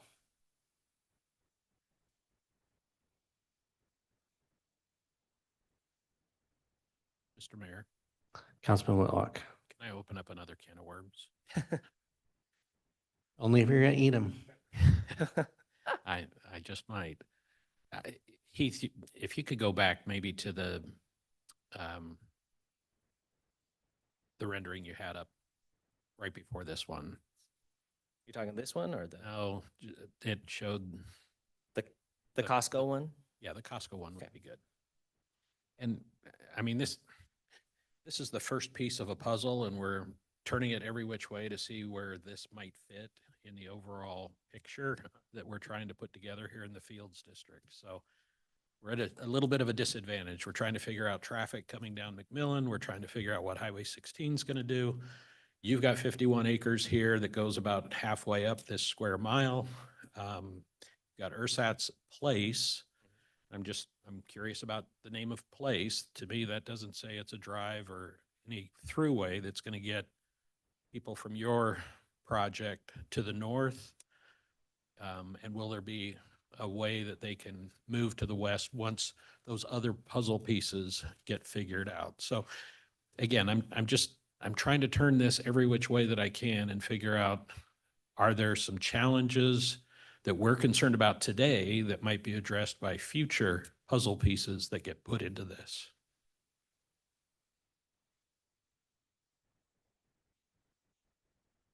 Okay, Councilmember Whitlock, this is one of the items that I wanted to make sure that I was understanding, so I did phone a friend too. So the Ersatz Place is a roadway that is currently under the IT jurisdiction. It's going to go over to ACHD. It is not intended to go all the way north to Shinden, but on the master street map, it turns west and there it's intended to go over to Star Road.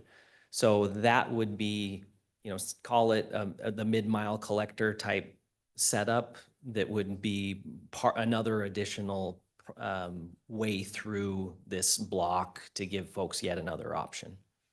We didn't put that on this map because we're not sure about that timing. We kind of want to emphasize these are the options, day one, phase one, and we think those options are pretty darn good. Mr. Mayor, Councilman Schrader. actually, I think if there was a copy of the master street map of like what's planned for the Fields District, that could be very helpful. Because I think that was an excellent question.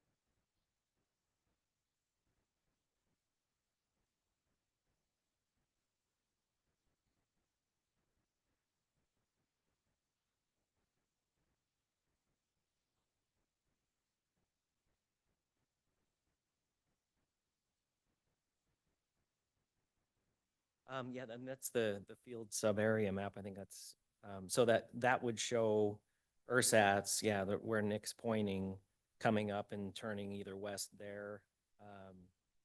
And then you also have that interchange area commercial that's just to the north of it. So I would assume that was the thought process, was to go around that. So it's not the interchange area, the mixed use interchange area isn't bisected.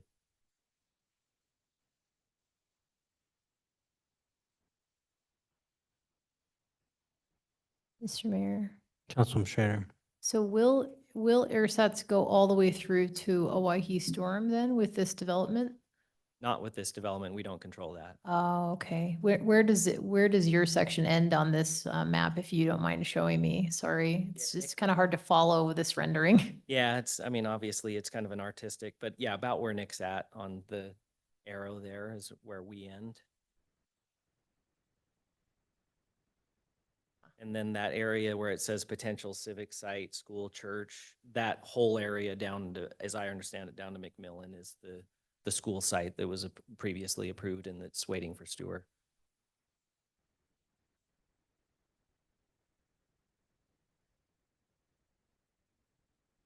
I guess the larger point would be that it's in accordance with what's been planned out there. Mr. Mayor. Councilman Schrader. Yeah, I think part of the worry is that it doesn't, and I want to be careful because this is going to come across as kind of critical to ACHD, but we have had kind of a history of planning challenges along Macmillan and just generally speaking, our whole experience with this underpass was very concerning. Like we found out about it because an old council member who was retired from decades ago, like sent us this big red flag email that was like, there's a huge disaster that's going to happen at Macmillan and Highway 16. That's kind of how it was elevated to our attention. So ACHD saying something is warranted here, but we're not requiring anything because we just have so much uncertainty. Like that doesn't give me a lot of confidence. And I am kind of just worried because we're putting such a huge amount of density in one place. It's like if we end up creating a huge bottleneck or a huge challenge here, I think it'll just get exacerbated. I get what you're saying. I think there are a few workarounds, but I don't know. Anyway, that's my concern. I'm just trying to really understand the plans for transportation and especially the local roadway network. And like the McDermott and McMillan intersection doesn't give me a lot of confidence hearing that from ACHD. And it's a really short amount of distance from the underpass to where that will be. And, again, so, Macmillan runs through my district and it's already a disaster.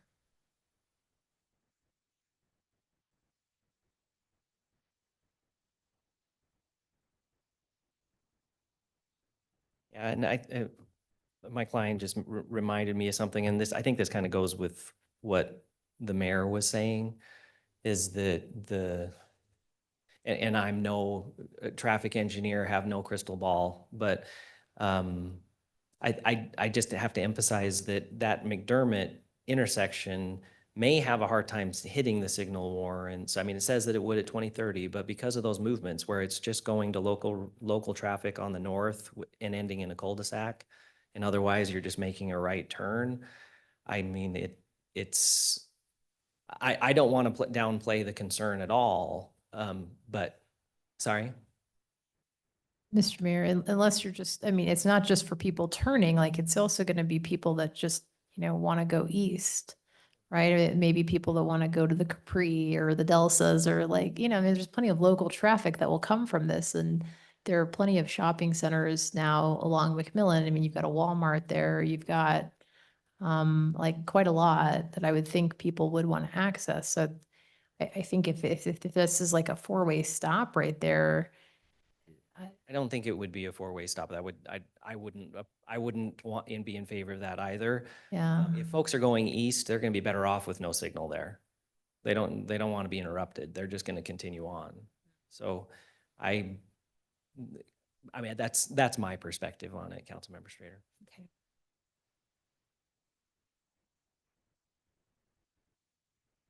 Mr. Mayor, Councilman Taylor.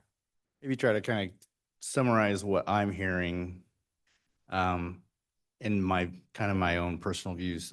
I think it's a good project. It's kind of tucked in a spot that's a little awkward next to a state highway. That's not an ideal place to put a development. So I think you've done a pretty good job figuring out how to make that work. I like that it's a fairly long phased out approach. I think having that time built in there for the rest of the developments that come around, I think there's some benefit. It almost feels like we're looking at these different planning entities with our transportation network to which no one here has any control other than input. And what we're getting back from them is, who controls what road now versus in the future, and what is the traffic pattern going to look like? Nobody knows. And to our sister agencies who are doing the work, they don't frankly know. And so they're reserving judgment and decisions and committing capital dollars until they have a better understanding. It's this feels like a very unique situation for us to be in with that. I like what I'm hearing with the application. Concerns with school crowding, et cetera, are fine. I do think that the surface road network, Councilman Whitlock's question was a really good question, but it seems like there's a plan for that. I think Councilwoman Strader's drilling in on what probably is the biggest issue, which is, are we accidentally creating a bottleneck to which we cannot back out of? I don't know if any of us have the answers to that right now. That's kind of how I'm seeing it right now. The application itself, I think, is a pretty solid one. And I don't know what other further information we're going to get from ITD or ACHD. I don't know. I mean, I wish there was more information that we could look at, but I just don't know that we can get it because I don't know that they have it. That's kind of where, as I'm trying to kind of synthesize where I see this right now, that's where I'm at. Mr. Mayor, if I can follow up. Councilman Taylor just said, I'm having the same feelings you are. I like the application. I like the way it's laid out. It's one of the first developments we've got on that side of 16. And what I literally almost read the entire report again from ACHD. And what I see them doing is talking a lot about, well, we may do this or we may do that. And I think we're looking for concrete answers, and those aren't going to come because they're waiting to see what those warrants look like. They're waiting to see how an effect Highway 16 has. And I think we have to come to terms with that and go back to just looking at our application and what we're talking about in local roadways that exist right now. Mr. Mayor, if I could too,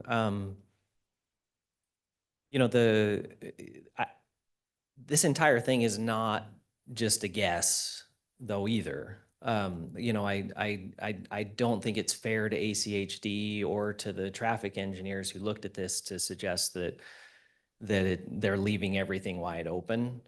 They actually did review each of these intersections. They identified what mitigation needs to be there. With regard to this particular intersection, ACHD has decided that, hey, it doesn't make sense to go do this now when we've got State Highway 16 that's coming and may change some things. And so we're going to reserve the ability to do that later. They're not saying it's not going to happen. They're just looking at this and doing something that I think is pretty obvious. State Highway 16 is going to change a bunch of things, and they want to make sure that they understand it before they put it in there. But that doesn't mean it's not going to happen. And so, and again, tens of thousands of dollars on a traffic impact study to try to understand all of that so that we can put that in front of you guys and have something for ACHD to comment on.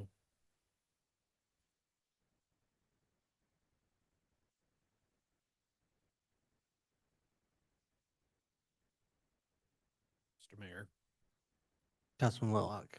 more a comment than a question. So this slide on the screen, I think, helps me a lot because you didn't design Highway 16 and the underpass there.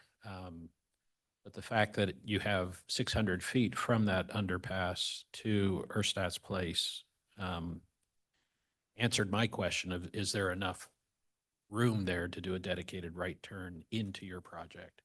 And I think there's enough to do that center lane and address some of those issues of egress from this property. This map also shows me, a potential civic site of school, church, or something similar to that, which it's not going to be homes in there, and there will be some traffic depending on whether it's a school or a church and time of day and those kinds of things. But there will be another egress point out onto Star Road. Is that right? Mm-hmm. At some point. Owyhee Storm. Owyhee Storm. Okay. Next one is Star. Mm-hmm. So, I think there will be additional options as the other puzzle pieces get put into place here. This helped crystallize some things in my mind, despite all the uncertainty of traffic and other entities not being able to tell us what their plans are. Thank you. And if I could piggyback on that, I mean, I've got my own views on I'm never going to turn right and go a mile and go a mile to go a mile. I'm going to be in that left-hand turn lane forever. I'm going to make that left-hand turn no matter what happens. I don't care who's getting in my way, type of mentality. That's just me. You're not going to, gas is too expensive for me to drive 3 miles to make a left-hand turn. My wife, on the other hand, she will only make right-hand turns, and that. Yeah. But my main point though is the connection to Erstad over to Owyhee Storm Avenue is actually going to, in my opinion, say that the maps that you've shown really aren't going to be the way that people are going to function, because 3/4 of the way down, they're going to go north a little bit and go over 1/8 of a mile, 1/4 mile, and then take that up to the road. So you're going to access probably a light at Waihe Storm Avenue at some point. That's where you're going to have a light in this area to allow breaks in traffic and people to access more than likely I don't know what's gonna happen to McMillan. That's just or McDermott, that's no idea. But so that actually to me says that's how you can get out of this long term, in my opinion, more so than any place else. And I think it's a little bit more reasonable than the previous maps on how you're getting to Costco components for people like me anyways, so. Sure. And I think, maybe to a little more explanation on that, part of the thought process with that map was to show how you're gonna get to Highway 16, the interchanges where we don't have one right there. So, and maybe another point, and maybe this is the larger point, is that, the city's invested a bunch in this field sub area. Those first few steps in developing these areas are a little more tentative just because you gotta work with the other agencies and make it happen. But, we're never gonna get the park and the mixed use interchange and all that stuff if we don't get some rooftops out there. So hopefully this helps to prime that pump. Mr. Mayor, Councilwoman Schrader. it's all gonna happen. It's just a question of how long it takes us to get there. Like the infrastructure investment argument doesn't give me the same sense of urgency because we're building these on a decades-long timeline. It'll all eventually be fine. I just think it's a question of is the timing right for this development right now? And from where I'm sitting, I'm not getting a lot of confidence from ACHD on how this is going to play out. And so that's my struggle. I'm not sure where I'm going to fall on this one. I am very worried that if we do create a bottleneck that we cannot fix, it could create a really acute situation that already McMillan is a bad situation. And I have already vowed not to put more traffic on McMillan and other applications. I was thinking maybe I'd make an exception for this because it's kind of on the other side of Highway 16, and that might make more sense because I was thinking, maybe we'll have all the connectivity we need. I guess I'm just not getting a clear enough picture of how this would all work. I do agree. I think long-term Waihe Storm is the answer. I think Councilman Whitlock completely nailed it on that. But that may be a ways, right? Because you don't control that other property that would make that connection. So a little bit of a timing issue.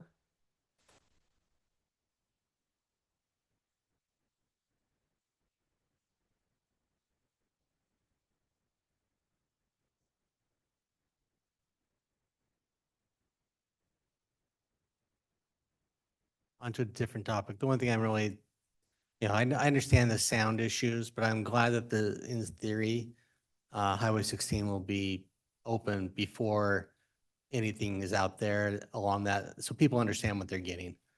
It's one thing to have it be louder than you like. It's another thing to have it happen after you move in. For sure.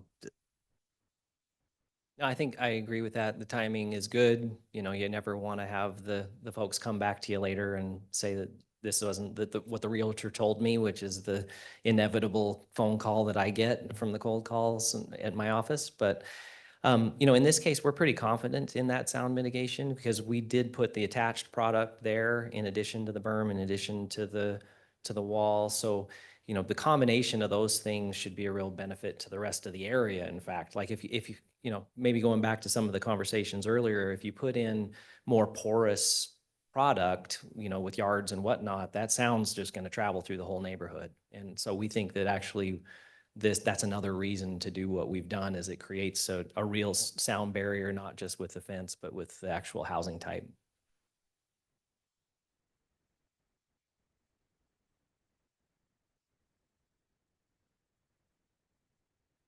Mr. Mayor, Councilman Overton. if we have no more public comments, I'd move to close the public hearing. Have a motion second to close the public hearing. Is there any discussion? If not, all in favor signify by saying aye. Aye. Opposed, nay. The ayes have it. The public hearing is closed. Mr. Mayor, I think we've all had a Councilman view Overton. at this application this evening. And I have to go back to one of the first lines that they talked about having to build this out 50 to 60 homes a year until 2035, 2037, as we watch how this area develops. I think even the applicant has to be very cautious and watch how this all goes and how the roadways are going to go as well. I have a lot of confidence in this area that we're going to see a lot more applications coming as the plans for the roadways get more solidified. Confident enough, I'll kick off the first run as a motion tonight after considering all staff, applicant, and public testimony, including keeping in condition 2C and adding in the request that the developer work with our staff on a dust mitigation plan. A move to approve file number H 2025-002 as presented in the staff report for the hearing date of August 19, 2025. Second. I have a motion, a second. Is there discussion?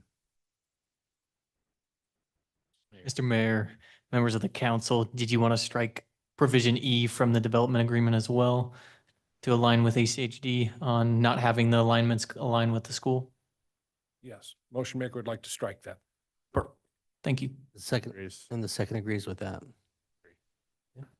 For discussion, Mr. Mayor, Councilman Taylor. I'll just be pretty brief. I already kind of shared some comments. I think it's a good project. I kind of like it. The more I've thought about it, I think it's a pretty good project for where it is. Do you think trying to hold this application to the same standard I would with others with respect to the fact that we rely on our sister agencies and entities when working through the challenges with transportation. It's kind of unique. It's, one of the first ones out there. I do think that this will spur additional applications and interest. Obviously, we know we have a park out there that we'd like to get built. We need some impact fees. We need some other things to get going.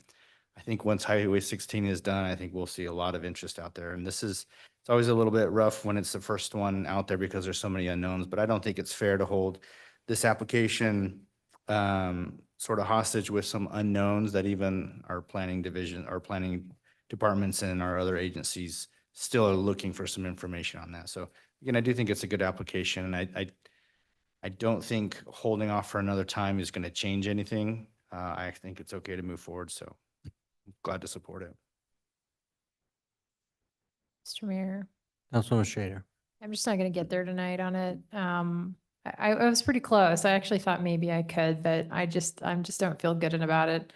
It really, for me, it's McMillan Road is already a disaster in District 2, is my opinion. It can never be widened, at least the segment that's along the canal. And here, I just hear so much uncertainty from our partner agency, and I agree, we have to rely on their judgment. We have to rely on them to do their job, but we also need to try to help them see around some corners, and we need to stop ourselves, I think, from creating a huge bottleneck here. I just haven't received enough information to satisfy me that we're going to avoid that. So I just, for me, I haven't hit the bar yet. Thanks.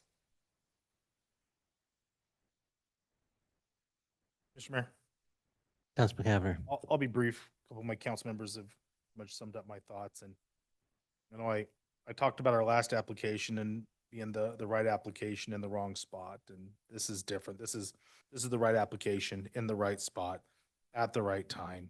I really want to commend the applicant of really responding to the perceived concerns about sound. I think ultimately that benefits your future residents. It benefits our community. It's a win all around, and going through the alternative compliance seems to be the most appropriate. Like my good colleague, Councilmember Taylor, if I had written concerns from the Highway District about some of this, I would be more sympathetic to slowing it down. But I think that certainly this application is going to Councilmember Taylor's point, spur some development to the west, which I think will also provide some better connectivity to our future residents. So I don't see any reason why I'm going to be opposed about this application tonight, and look forward to seeing it be a success. Mr. Mayor. Councilwoman Lowell Roberts. Mr. Mayor, I will be supporting the application tonight. I agree. I wish we had a crystal ball and knew what was going to happen exactly with the roads and when Highway 16 opens, but we don't. But I think we need to trust our partners. This is a good application in a great spot that will kick off kind of the start of what I believe is going to happen out there. And I'm going to believe that our partners are going to do their very best to mitigate traffic as they see fit and after they know what's going to happen with Highway 16. So again, I'll be in support of it. There's no further comments. Let's quick call the roll. Thank you, Mr. Mayor. Cavanagh, Aye. Little Roberts, Aye. Taylor. Aye. Overton. Aye. Strater, No. Whitlock. Aye. 5 ayes, 1 nay, and the item is agreed to. Council, anything under future meeting topics, or do I have a motion for executive session? Mr. Mayor, Councilman Cavanagh. real quick before I make a motion, I want to flag for council. Next week, in our work session, we'll be hearing from MDC. Our good clerk passed out a memo that MDC had provided, but hadn't necessarily been forwarded on to us. I would encourage you all, as part of your weekly preparation, I know you go through all the application. This may not have necessarily be seen on the agenda, so I wanted to flag it for you that it's in your inbox. It is sections of the Destination Downtown report, but some questions that MDC is asking of us. So would encourage you to review those questions and be prepared to provide a perspective. We're going to be talking about design standards next week. Moving forward, I've also asked MDC to provide this to us on a little bit more of an earlier update, so we have time to prepare. Particularly, here's what they're going to present and maybe what questions they're going to ask of us. So it's a little bit more of an efficient process moving forward. And with that, Mr. Mayor, I move we go into executive session pursuant to Idaho State Code 742061F and 1D. Second. Have a motion and a second to go into executive session. Is there any discussion? If not, quick call the roll. Thank you, Mr. Mayor. Cavanagh. Aye. Little Roberts. Aye. Taylor. Aye. Overton. Aye. Strater. Aye. Whitlock. All ayes, motion carries. We'll go into executive session.